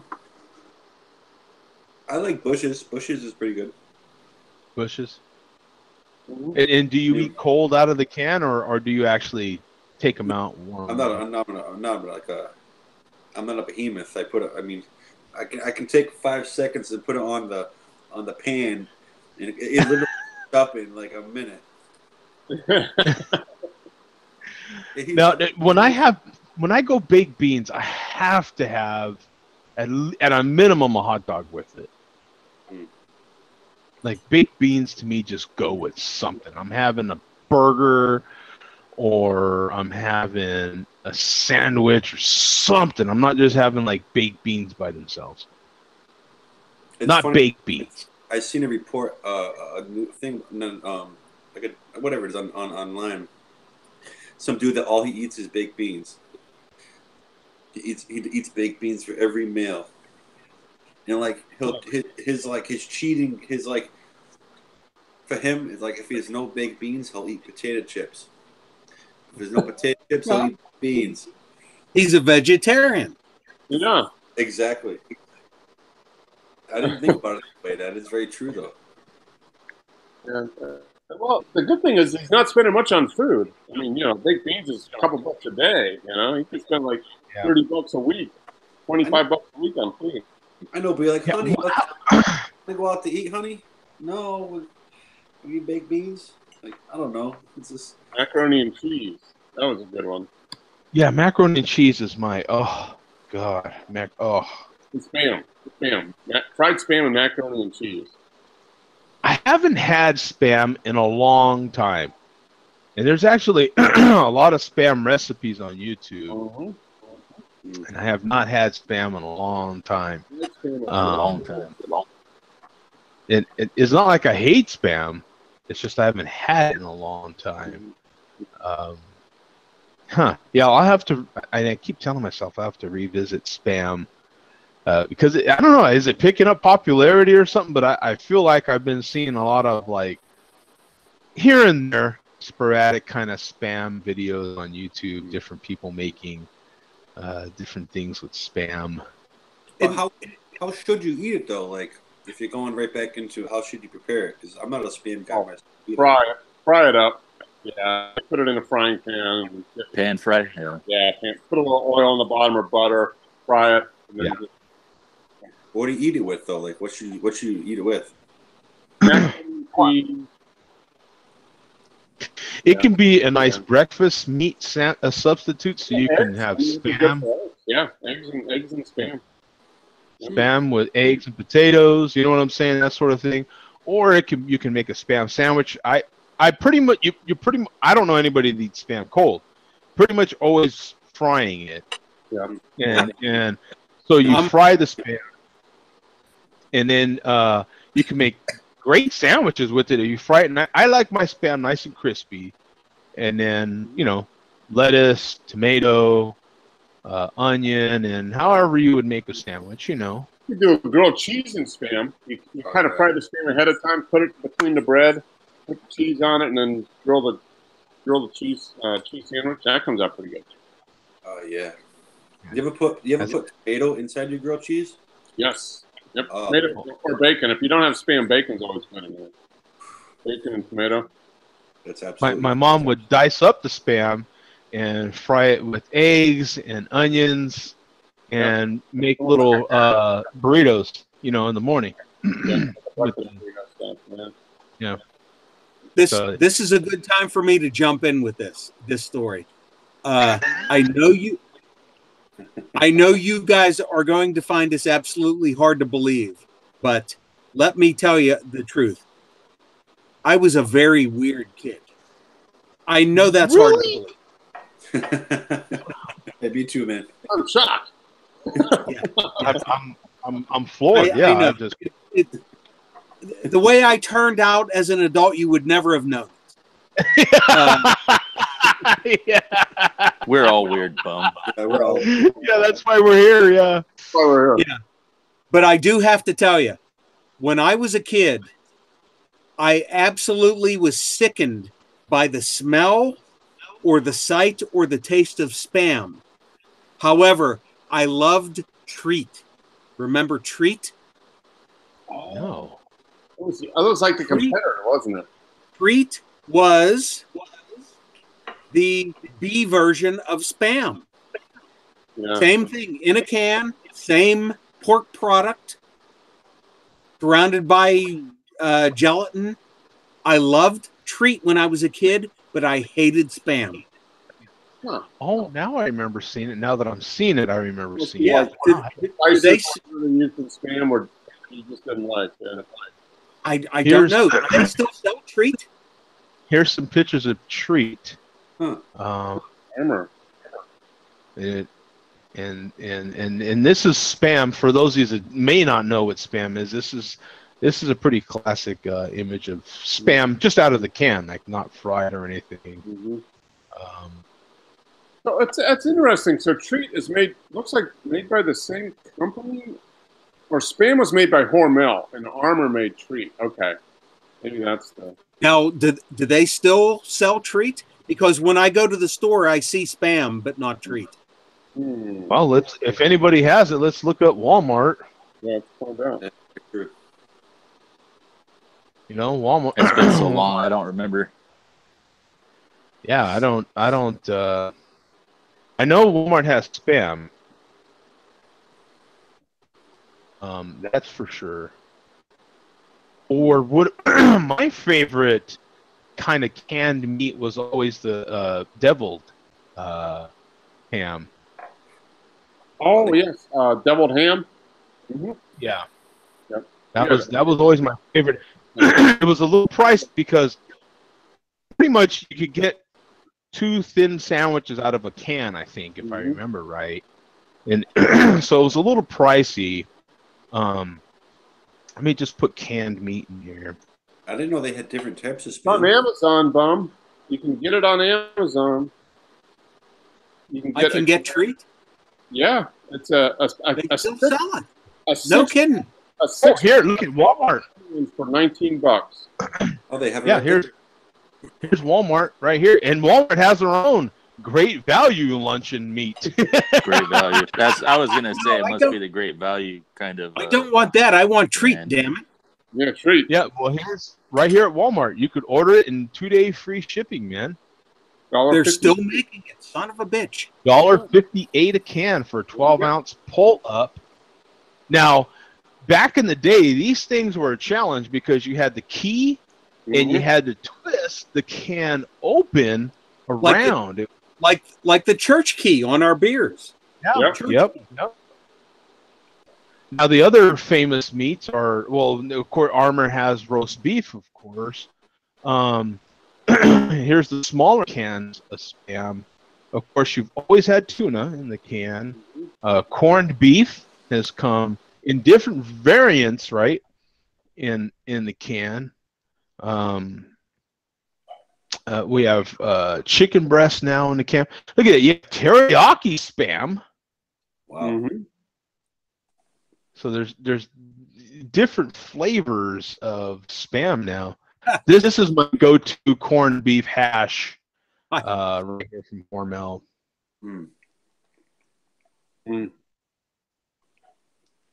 I will tell you, about 3 or 4 months ago, I bought a can of Spam, and I can't remember if it was jalapeno Spam or sriracha Spam, but I ate the whole damn can in about an hour.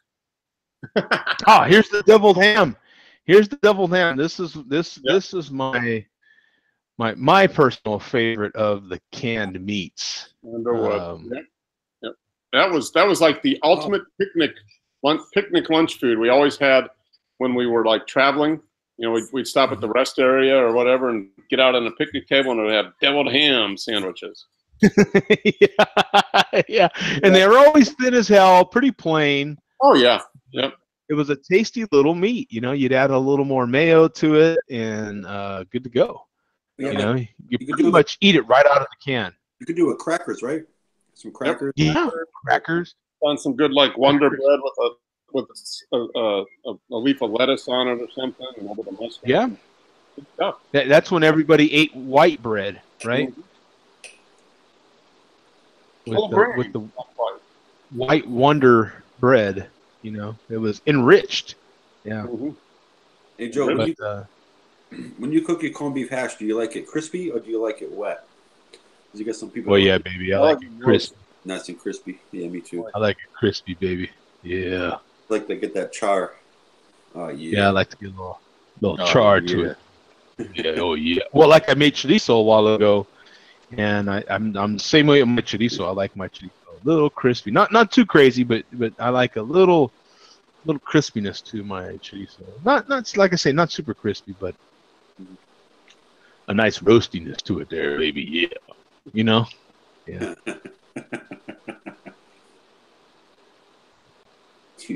That's how I like my chorizo. That's how I like my sausage. Yeah. Go to a bar.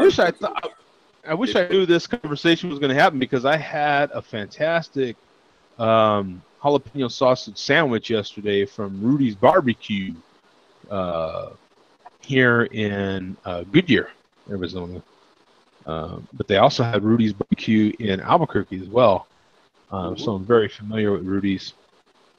So I was able to take my lunch over there, and I took a fantastic picture. I wasn't aware we were going to have this conversation, or I'd have had it ready to go. No charge, ready to go. But let me see if I can send it to my computer real quick. And then I'll show you. Paired it with some baked beans. Yeah. Yeah, they actually. Ooh, you know what Rudy's has that I absolutely love is they have damn good creamed corn. Let me show you this picture. I send it to my computer here, so I'll show you the picture. That was my lunch yesterday. Look at all of that sausage they put in. That sandwich was $5.99, baby. Wow. Yeah. That's the deal. It was a ton of meat they put on it. You could see the chunks of jalapeno in there. Look Nice at all that meat. spicy. Rudy's sauce is spicy. They have the sissy sauce if you like sweet stuff. Otherwise, their original sauce is spicy. So I always get the original. Put some of that on there, man. And whenever you eat Rudy's, man, it's gonna be messy, baby. You're gonna get your hands dirty. So just get ready for it. Yeah. Have the napkins ready. And I like how they spell sauce. Sauce. Yeah, exactly. Yeah, because the commercials say the sauce is boss. You know what I'm saying? So yeah, right. I love Rudy's. Rudy's is good. It's Texas style barbecue. So if you like Texas style, I love Texas style. I like my sauce on the side. I want to taste the meat first and then sauce something. You know what I'm saying? Don't get me wrong. I'll eat sauce barbecue too. So if you're saucing up some barbecue and you want to invite. I ain't got no problem with sauce barbecue. Let's be clear. You know, but yeah, that was a fantastic sandwich, as you could see. I went recently to a truck stop that I haven't been to in a while, long time, and they had big, huge, like this, man, pieces of fish already breaded and ready to go. I told the guy, hey, man, you know, because you know how when you go to a convenience store, you know, gas station sort of convenience store, and they'll have like a, you know, food ready to, you know, pick kind of, you know, so you can get like chicken wings or something like that. Well, they had these big pieces of fish at the truck stop, and in the convenience store part of the truck stop. And I was like, is that fish? And he's like, yeah, man. I'm like, can you make me a sandwich with that? And he's like, yeah, man. Oh, I got to show you a picture of this fish. This dude hooked it up. The piece of fish was so big, he made a sandwich with one part and then gave me the other part to eat on the side. It was so big. I'll send a picture of this. You'll like. This is amazing to me. He was probably happy to get that out of the store, Joe. Yeah, he's like, someone bought this. Yeah, I can't believe someone bought this. Yeah, no, they I mean, trust me, in a truck stop, there's plenty of fat guys willing to buy that that high calorie stuff in the you know what I'm saying? So, what did I do with this? Oh man, where did it go? Thought it just popped up. Oh man, you're messing with me now. Where'd it go? Excuse me. Oh man, I'm bummed out. Where'd it go? Where's it at? It had to go to my download folder. There it is. Come on, where'd it go? This is nuts. This is crazy. See, this is live, folks. We've got this live. Now I gotta send it again. I don't know where it went. That's crazy. I gotta say, I wouldn't be able to pull the trigger on that at a gas station. Yeah, that's risky. Yeah. Well, yeah, no, at a gas station, yeah, I know. But at the truck stop where they're moving product, trust me, it stuff doesn't sit there too long, man. You know what I'm saying? Trust me, they are moving product at a truck stop, man. Yeah, how come it? I don't know where this thing is going. Right now, there's a couple. As long as it tasted good. If it tasted good, I mean. Yeah. Well, yeah. Well, the good thing is it's cooked. It's fried. You don't want to be going to the truck stop and getting like day-old sushi or anything. I mean, that's probably not a good thing. Yeah, exactly. Like how can I say this? Like a piece of tuna that's like pan-seared. Yeah. Yeah, even if it's the wrong shade of color, it would throw me off. Yeah. Oh yeah, no, trust me, because I don't buy anything out of those sorts of, and there's other truck stops I would never in a million years do that with. You know what I'm saying? But this looked legit, like everything they had on there, and trust me, they are moving. Whoops, what happened here, man? That wasn't supposed to happen. But they are moving some product here, man. So I don't know what's going on. This isn't working at all like it. There it is. Finally. Good Lord. That is crazy. That would have to be pretty legit. Spoiled nowadays. Like this photo In 5 seconds? Damn it. Exactly, right? Yeah. Like, why isn't this thing? I mean, it's been like 3 seconds. Come on. What's going on here? Yeah. Look at that thing. I mean, this cat, I could barely hold it. Look, I mean, it was like a serious piece of fish. He like put tons of lettuce. I could barely. It may not look that substantial in this picture, but man, trust me. And like, that actually looks pretty good. Yeah. you can barely get your mouth around it. He was a fellow fat guy too, so he like, oh yeah, I'll make you a sandwich. He put tons of lettuce, fresh lettuce, fresh tomato, onion, tons of tartar sauce. That sandwich was one of the best fish sandwiches I've had. I was like, oh man, you know. It's just too bad it's way too far. I mean, I'd have to drive like over an hour to get it. You know what I'm saying? Again, that's why it was such a treat to get it, because I was like, oh my God, is that fish? You know what I'm saying? But that's the best thing, though. Like, you'll get, like, finding the food that you don't expect. Yeah. That's the best thing ever. It is Hey, we got Iceborne in here.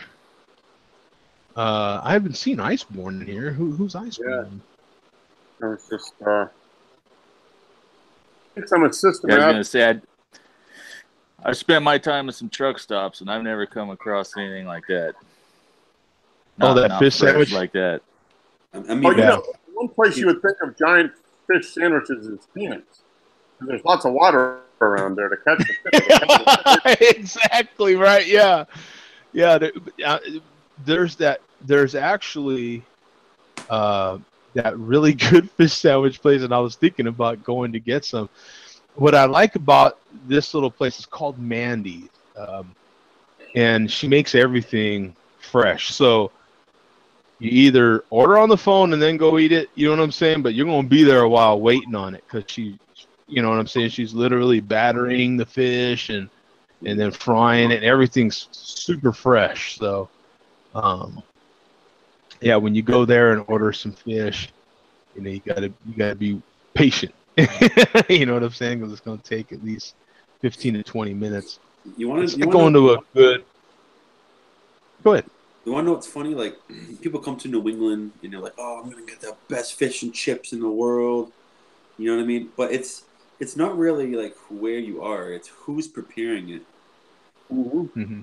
Like, you could be anywhere in the world. I've had the shittiest fish and chips, and I live in Massachusetts. So in some places, it's like, dude, like, you can go catch that fish a mile away. You know what I mean? Like, and it's funny too, because when I think fish and chips, I don't think Boston. Well, I think of England. I think like clam chowder. I think lobster. I think shelled fish for sure. But I mean, we have some of like the biggest fish imports in the country, like within like 60-mile radius of coast. You know what I mean? So it's like, I don't know. Like I said, it's like, who's preparing it? Like you're in Arizona, and that lady's preparing excellent fish and chips, excellent food. It's like, it doesn't matter who you are or where you are. Mm-hmm.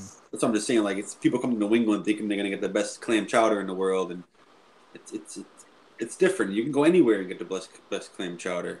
You know, and Phoenix is unique. Like, after living in New Mexico for 20 plus years, you know, New Mexico has a definite culture, even if you don't live there, you think New Mexico, you think Albuquerque, you think Santa Fe, you think of specific foods, you think of specific things. Like Boston, you think of, it has a culture, you think of specific foods, and versus Phoenix.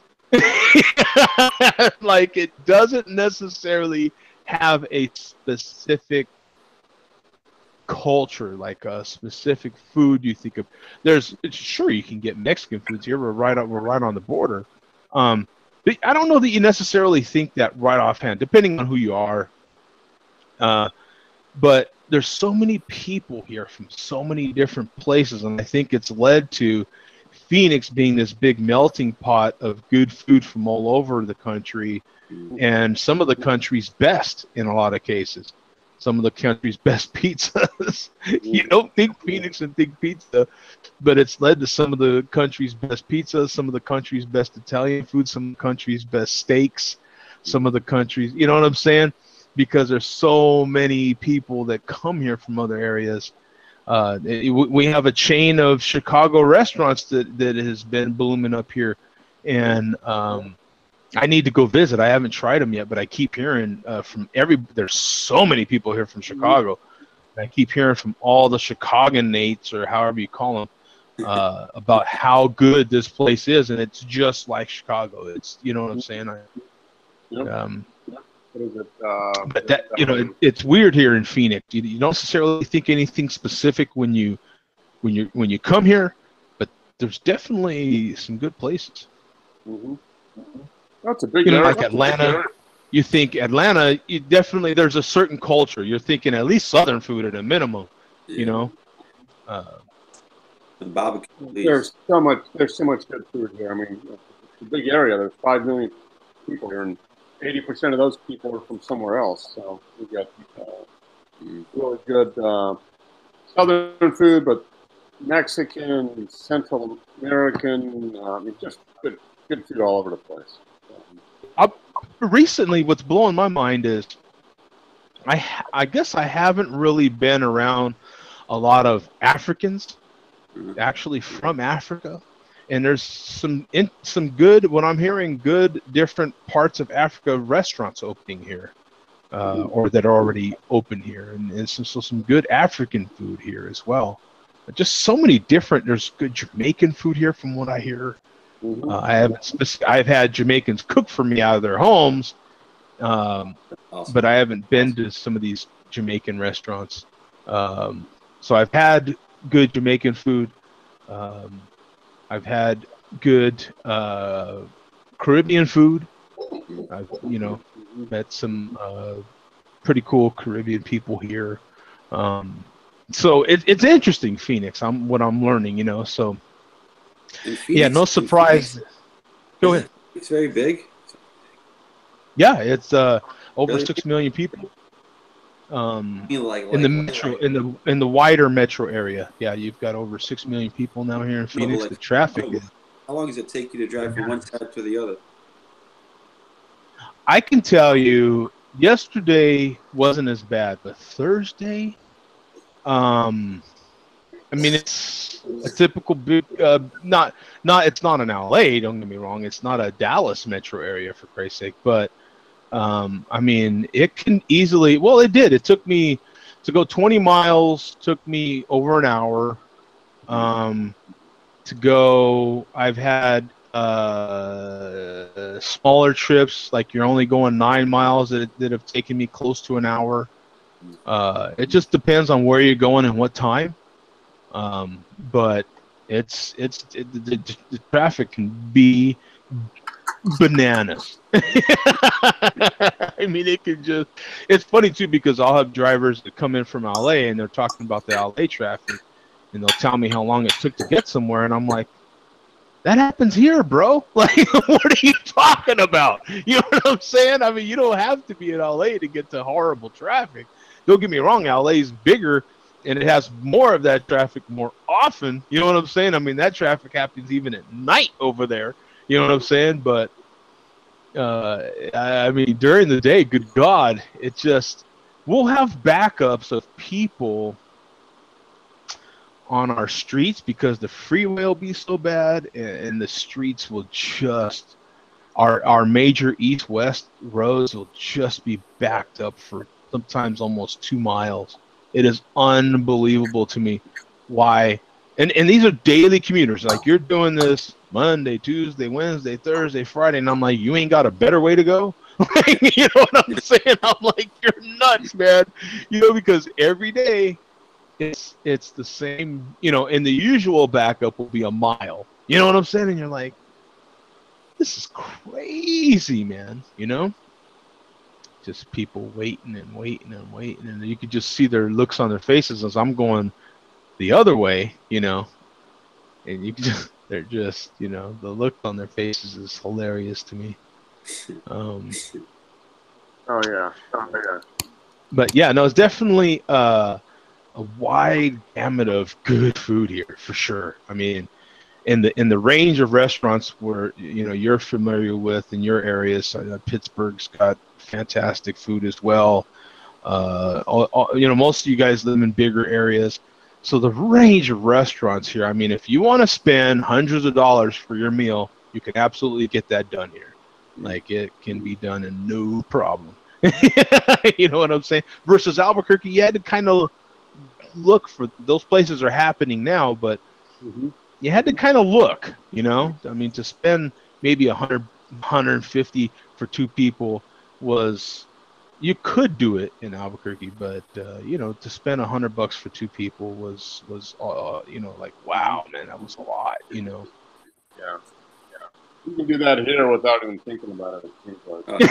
Exactly. Yeah, it's not very hard to do here either. You could drop for two people on a decent steak dinner. You could drop easily $200. I mean, without even. You can drop $100 on your drinks first and not even think about it, and then drop another $100.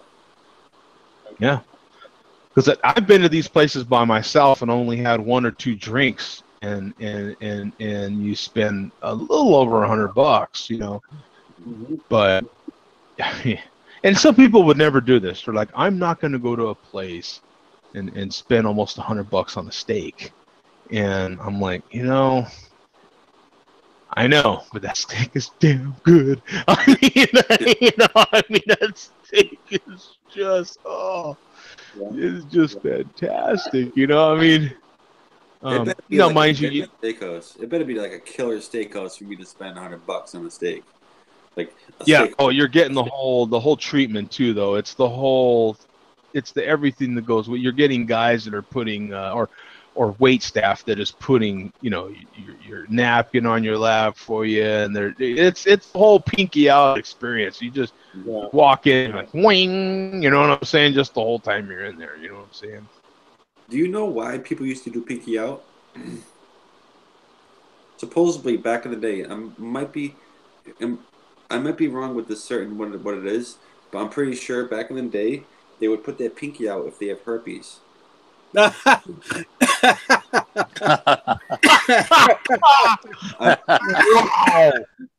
It's definitely something like around that. Like if they would put their pinky out to notify people that they have it. Puppy herpes. Definitely. Was that the secret sign? I think might be. I think it was. But someone told me that, and I was like, "No way, man!"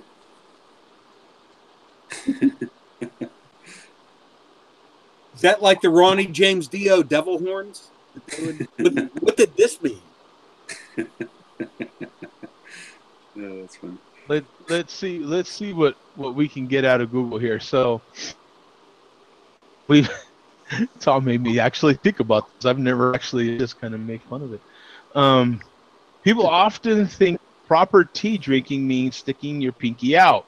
That's actually rude or connotes with an elitism. It comes from the fact that cultured people would eat their tea goodies with 3 fingers, and commoners would hold the treats with all 5 fingers. That's one etiquette. Why do people extend their pinky finger when drinking?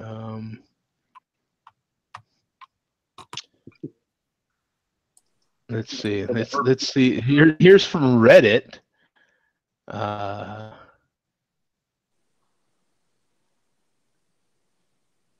Let me see. I have read this somewhere. Not sure if it's true. Oh, okay. This is just getting people's random sort of opinion here. I like that picture.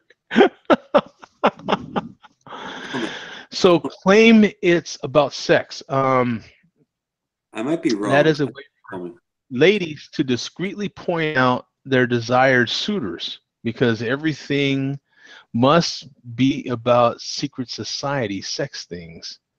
Some claim it's about sexual disease. There you go. That those what is that? Parisian societies with VD were socially expected to drink with their fingers out so that others in high society could tell who they could safely dally with, or the disease simply prevented them from doing it. And the upper crust were so much more rife with disease that the other lower class then it would be. Okay, so it was like a with their pinky out. You did not want to like dally yeah. them. You want to dally with somebody else. So it's almost like an innuendo. It's like the opposite of what people think. Mm-hmm. Yeah. So there's different theories on the pinky out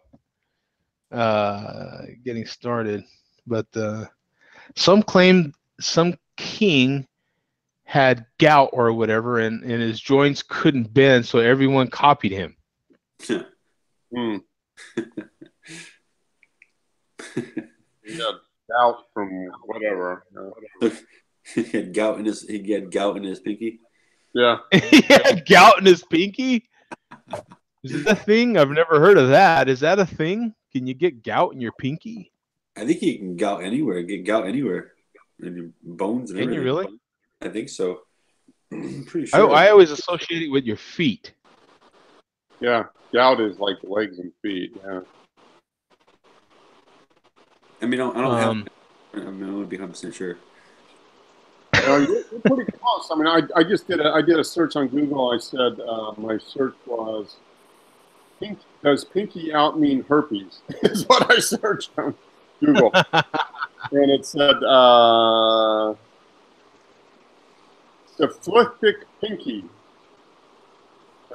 syphilis. Basically, if you had syphilis, damages the joints of your fingers. Oh, so you have to stick your pinky out while drinking or something. So, picture of Ozzy Osbourne in front of a gravestone. I don't know what's going on there. That makes sense. Oh my God! So it's got a picture of Ozzy Osbourne with his pinkies out, and he had some sort of. Yeah. So what would? I've got one last question before we close this one out. Since it is Labor Day weekend, what would you rank? At least the major U.S. holidays. How would you rank them? Where would Labor Day rank in your favorite holidays? I think Christmas is a lot of people's number one. At least it's kind of, I like Thanksgiving better. So Thanksgiving for me would be my number one, and then Christmas would be my number two. Labor Day's kind of up there, though, for me once I started thinking about it that way, because I'm like, well, I typically get a 3-day weekend with Labor Day, Exactly. Any extra day attached is a good thing. Exactly. You know what I'm saying?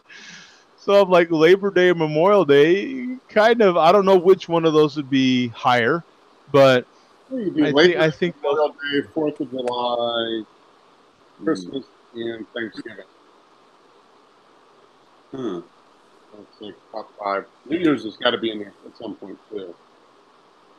But Labor Day and Memorial Day are always guaranteed to be 3-day weekends. Yeah. Christmas and Thanksgiving and New Year's aren't, and 4th of July isn't either. So Labor Day, Memorial Day are guaranteed to be 3-day weekends. Yeah. To me, I've been off Mondays and Tuesdays for 12 years now. To me, Labor Day is just another day off for me for which I will get paid. Yeah. Yeah, so it's still a good holiday for you because you get 6 days pay as opposed to 5 days, right? Right. And in the case of this year, I will be working overtime, so the end result will be double time and a half because I don't even want to get into it. But nice. As long as I don't call off Sunday and don't call off Wednesday, which is my day before and day after my off days, and that scheduled holiday, I will get double time and a half. Not bad. Nice. So that God means bless the union. more craft beer for bums. That's what that means. More craft beer for bums. Yeah. Actually, So- I was thinking about not buying any craft beer in bottles throughout the month of September because I spent so much in August. Mm-hmm. Oh my God. I my trip to Detroit, my trip to Erie last week, I spent so much on bottled beer and canned beer that I thought I have enough to last me the month of September. I may just go the entire month without buying another bottled beer the entire month. Well, that'll put you in good position for fall beers, which will be out pretty soon. Then you can stock up on the stouts and stuff coming up. You have to plan ahead. How would you rank? We've got a list here of the holidays. Well, at least for 2018. New Year's Day, Martin Luther King Day. Some of these days, not all of us get off. So just the major ones. New Year's Day, Memorial Day, Independence Day, Labor Day, probably Thanksgiving, and then Christmas. Yeah. Right. Are the few that a lot of us get off. I think that's what, 6 maybe? Mm-hmm. 1, 2, 3, 4, 5, 6. Yeah. But how would you rank those 6 as far as? Like I said, I would go, for me personally, it'd be Thanksgiving be 1, Christmas would be 2. I'd have to give Labor Day and Memorial Day a close 3 and a 4. Mm-hmm. Because those are going to be Monday holidays. That's going to give me a 3-day weekend. Yeah. And then after that, you could throw in the other 2 however you want. I mean, New Year's Day, okay, whatever. It's a day off. I don't know where it's going to fall. Right. And 4th of July, don't necessarily know where that's going to fall either. Yep. You know. Yeah. What would be the order for you guys, man? How would you rank it there, Earth? I'm kind of on the lines with you. I got probably Thanksgiving first, Christmas second, probably New Year's third, and probably Labor Day fourth, Memorial fifth, something along those lines. Yeah, it's about the days off for me. Yeah, I get more days off for Thanksgiving. Yeah. You get Thanksgiving and the day after off, or is that what they usually? Yeah, because it's always like the third Thursday or whatever the month, so Well, I always get the rest of the week off. It's a 4 day. Yeah, exactly. Plus, I like Thanksgiving better than Christmas. Exactly. Mm-hmm. So for me, it's like It's a all win-win. about the food. Yeah. So you get 4 days off for Thanksgiving. That's and a then guaranteed bomb-ass meal is what that is. At least once. Once a year, you get at least one good home-cooked meal, right? Mm-hmm. And then we've got 3 holidays in there where every year you're going to get a 3-day weekend out of it or 4-day weekend out of it. Yep. Thanksgiving, Memorial Day, and Labor Day. That's pretty much the 3 in terms of guaranteed time off. At least 2. So what do you think, Tom? Yeah. Where would you rank them there, Tom? Oh, I don't even know, man. I'm just happy to get a day off. If it gets me and I'm getting paid double time or something like that, I'm happy, man. Yeah. Or if I'm getting a good meal out of it, Christmas Day, Christmas Eve, Thanksgiving. If I'm getting fed well, I'm happy. If I'm getting paid well, I'm happy. Day off, I'm happy. I mean, I prefer Thanksgiving and Christmas over all of them, but I mean, I'm happy anyway. Yeah, because Labor Day, when I started thinking about it in terms of ranking the holidays on where they would sit, I was like, well, I guess Labor Day is up there, right? It's not necessarily better to me than Memorial Day. It's just, it's basically a tie. It's basically a wash, really. You know, like, yeah, I kind of like both of them. I mean, I get 3-day weekends out of all of them. You know what I'm saying? So. Do you get an 8 hour day for your for the week for Labor Day also, or do you just get a day off? Yeah. I get paid. Yeah. Oh, very But, nice. I mean, I could work it and get paid even more, but to me, that would defeat the purpose. You know, I work a lot of hours as it is, man. So I'm gonna just take my 8 hours and you know, enjoy the day off, man. The extra day off, you know. Mm. So maybe even make a video. Who knows, man? I ain't barbecuing because it's still triple digits here. We've had. Oh man. I don't know. I think I saw somewhere where it's like, I don't know, somewhere 100 and some plus days over 100 degrees. Dude, in Massachusetts, we get 95 degrees. They're like, it's a heat wave coming. 95 Yeah. degrees for 3 days. Everyone's freaking out. Oh, not here. I could tell you right now, and I did happen to see a little weather clip from one of the local channels here, and that were talking about the Memorial Labor Day weekend weather, you know, and it was a cooling trend this week because we're only 104, 102, 101. Get out the sweatshirts, man. Woo. So we're in a cooling trend here. Yeah, that's and actually I have to admit it's not bad here.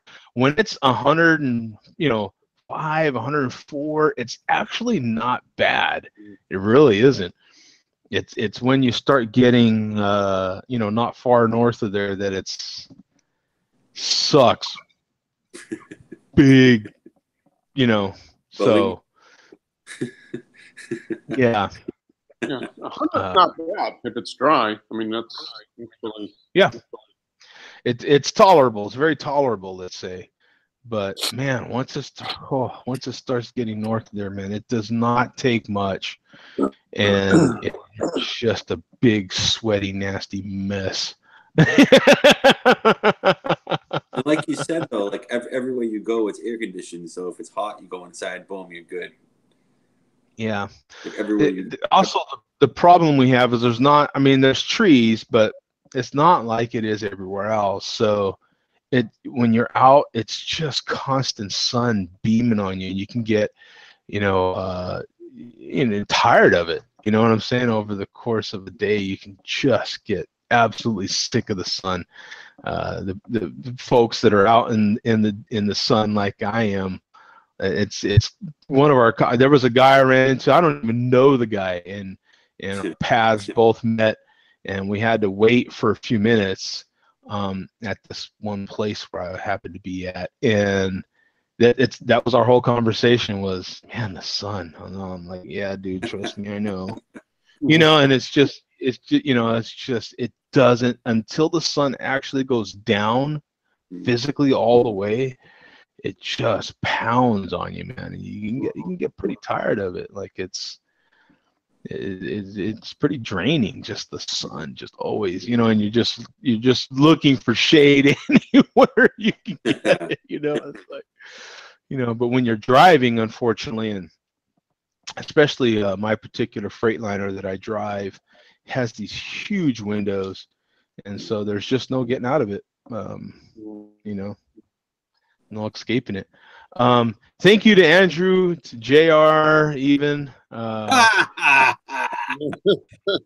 Boy, you're a better man than me, Joe. We'll get him in there.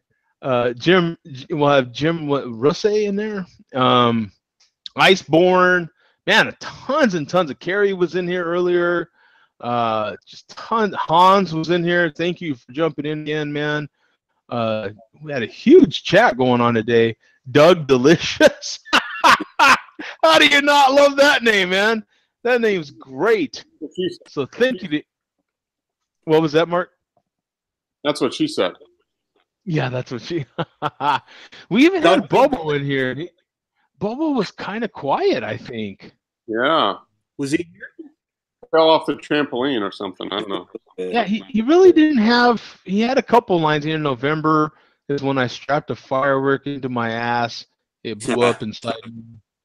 You know. Yeah, that's pretty mild for him. Yeah. Mexican food makes me fart. I mean, just not too much happening there from Bobo, man. I wonder if the trampoline just has lost its spring a little bit or something.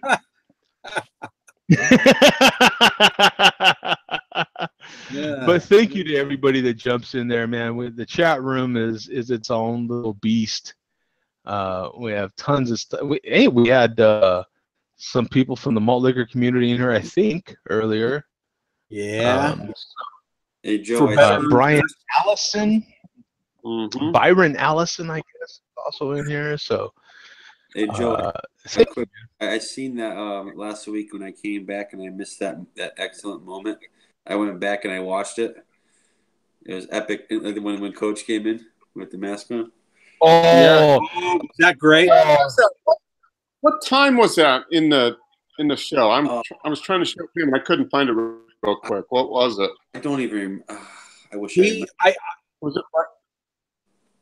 I don't know. He was only there for like 15 seconds with that mask on, and then he left. Was it right after the malt liquor report? It was near the malt liquor. No. Wasn't it? Okay.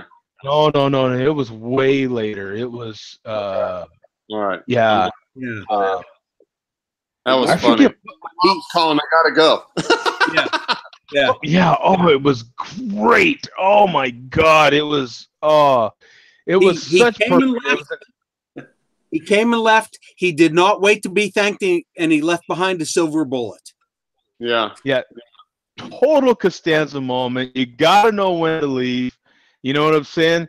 Keep them talking about it, and it was excellent, man. Oh my God, it was so great. That was an epic.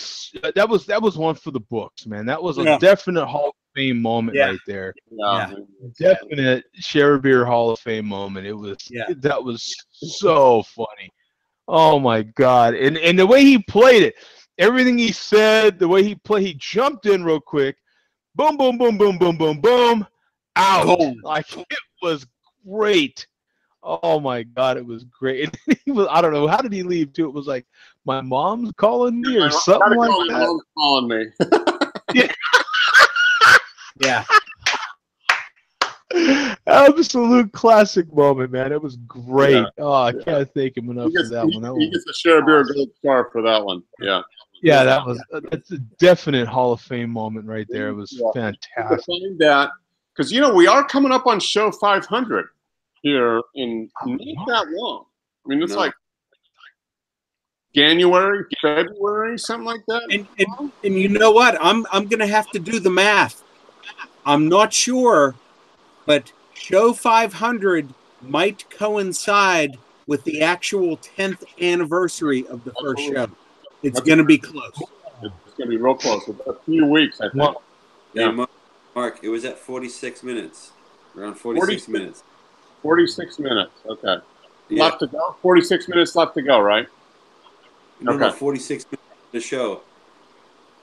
46 minutes into the show. Okay. All right. Yeah, I can't tell you that there's going to be no show on the 15th. So on the 15th, there's no show. I might as well get that one out of the way. And then a possible no-show on the 6th of October. Okay. So that's 2 no-shows already. We're going to have to zeros off your paycheck, Joe. I know, right? Yeah. After that, though, I think I have another trip or 2, but nothing that I don't think right offhand should interfere. But there's 2 for sure that are those 2 dates, the 15th and the 6th. Possible no-shows on that. Well, definite no-show on the 15th, but pretty sure a no-show on the 6th as well. But we'll did see that Neri said he was coming to Arizona. When he might come to Arizona. Yeah, and I wasn't gonna say anything because I don't know for sure just yet, and I want to make sure to find out what the dates are, and then I'll definitely make some sort of announcement on that. You know what I'm saying? he gave like a, but just in case his plans fall through, I didn't want to get hopes up or anything for that. But and I personally don't like to get my hopes up because I would very much love to have him here. That is for sure. That would be awesome. To get him down here. He said, for a week, but we'll see. Like I said, these things, you can make solid plans, and I've had so many plans fall apart on me. And then from the other stuff that I love to do, my photography, plans fall through more than they come through, more than they go through. So, Mark knows from his business as well. You make all and then, things fall apart. For there and then they're not. Yeah. Yeah, you make appointments. So I didn't want to mention anything too soon. I want to make sure that all his things are for sure. And that way I can put it out there, and maybe we could have some sort of meetup here in Phoenix. Who knows? Maybe there's other people who would love to hook up, and I don't know, but we'll see. You know what I'm saying? But for sure, what did I say? The 15th and the 6th, was that the dates? Yeah.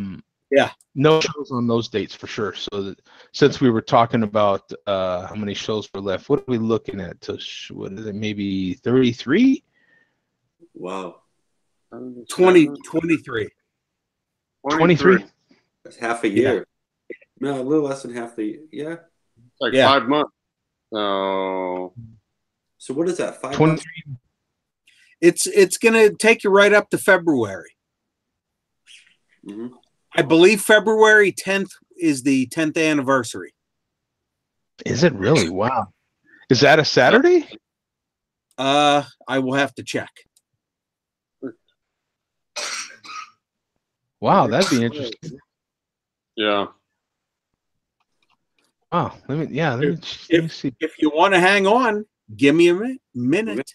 That'd be nice to do. Let me see. February 10th is a Sunday. Okay. First show, February 10th, 2009. Yep. So that would be close enough, though. Saturday. Yeah, that'd be close enough. That'd be close enough. I mean, how amazing is that? If you really wanted to get super close, you could do like a into midnight show, so you get Sunday. But I mean, and you know how this works, Tom. That is always possible. That is always possible. That might even happen by pure accident. Okay, guys. Well, thanks a lot, man. I appreciate it. We'll see you guys next week, man. Peace out. All right. Take care, guys. See you next week. later. Guys, have a good week.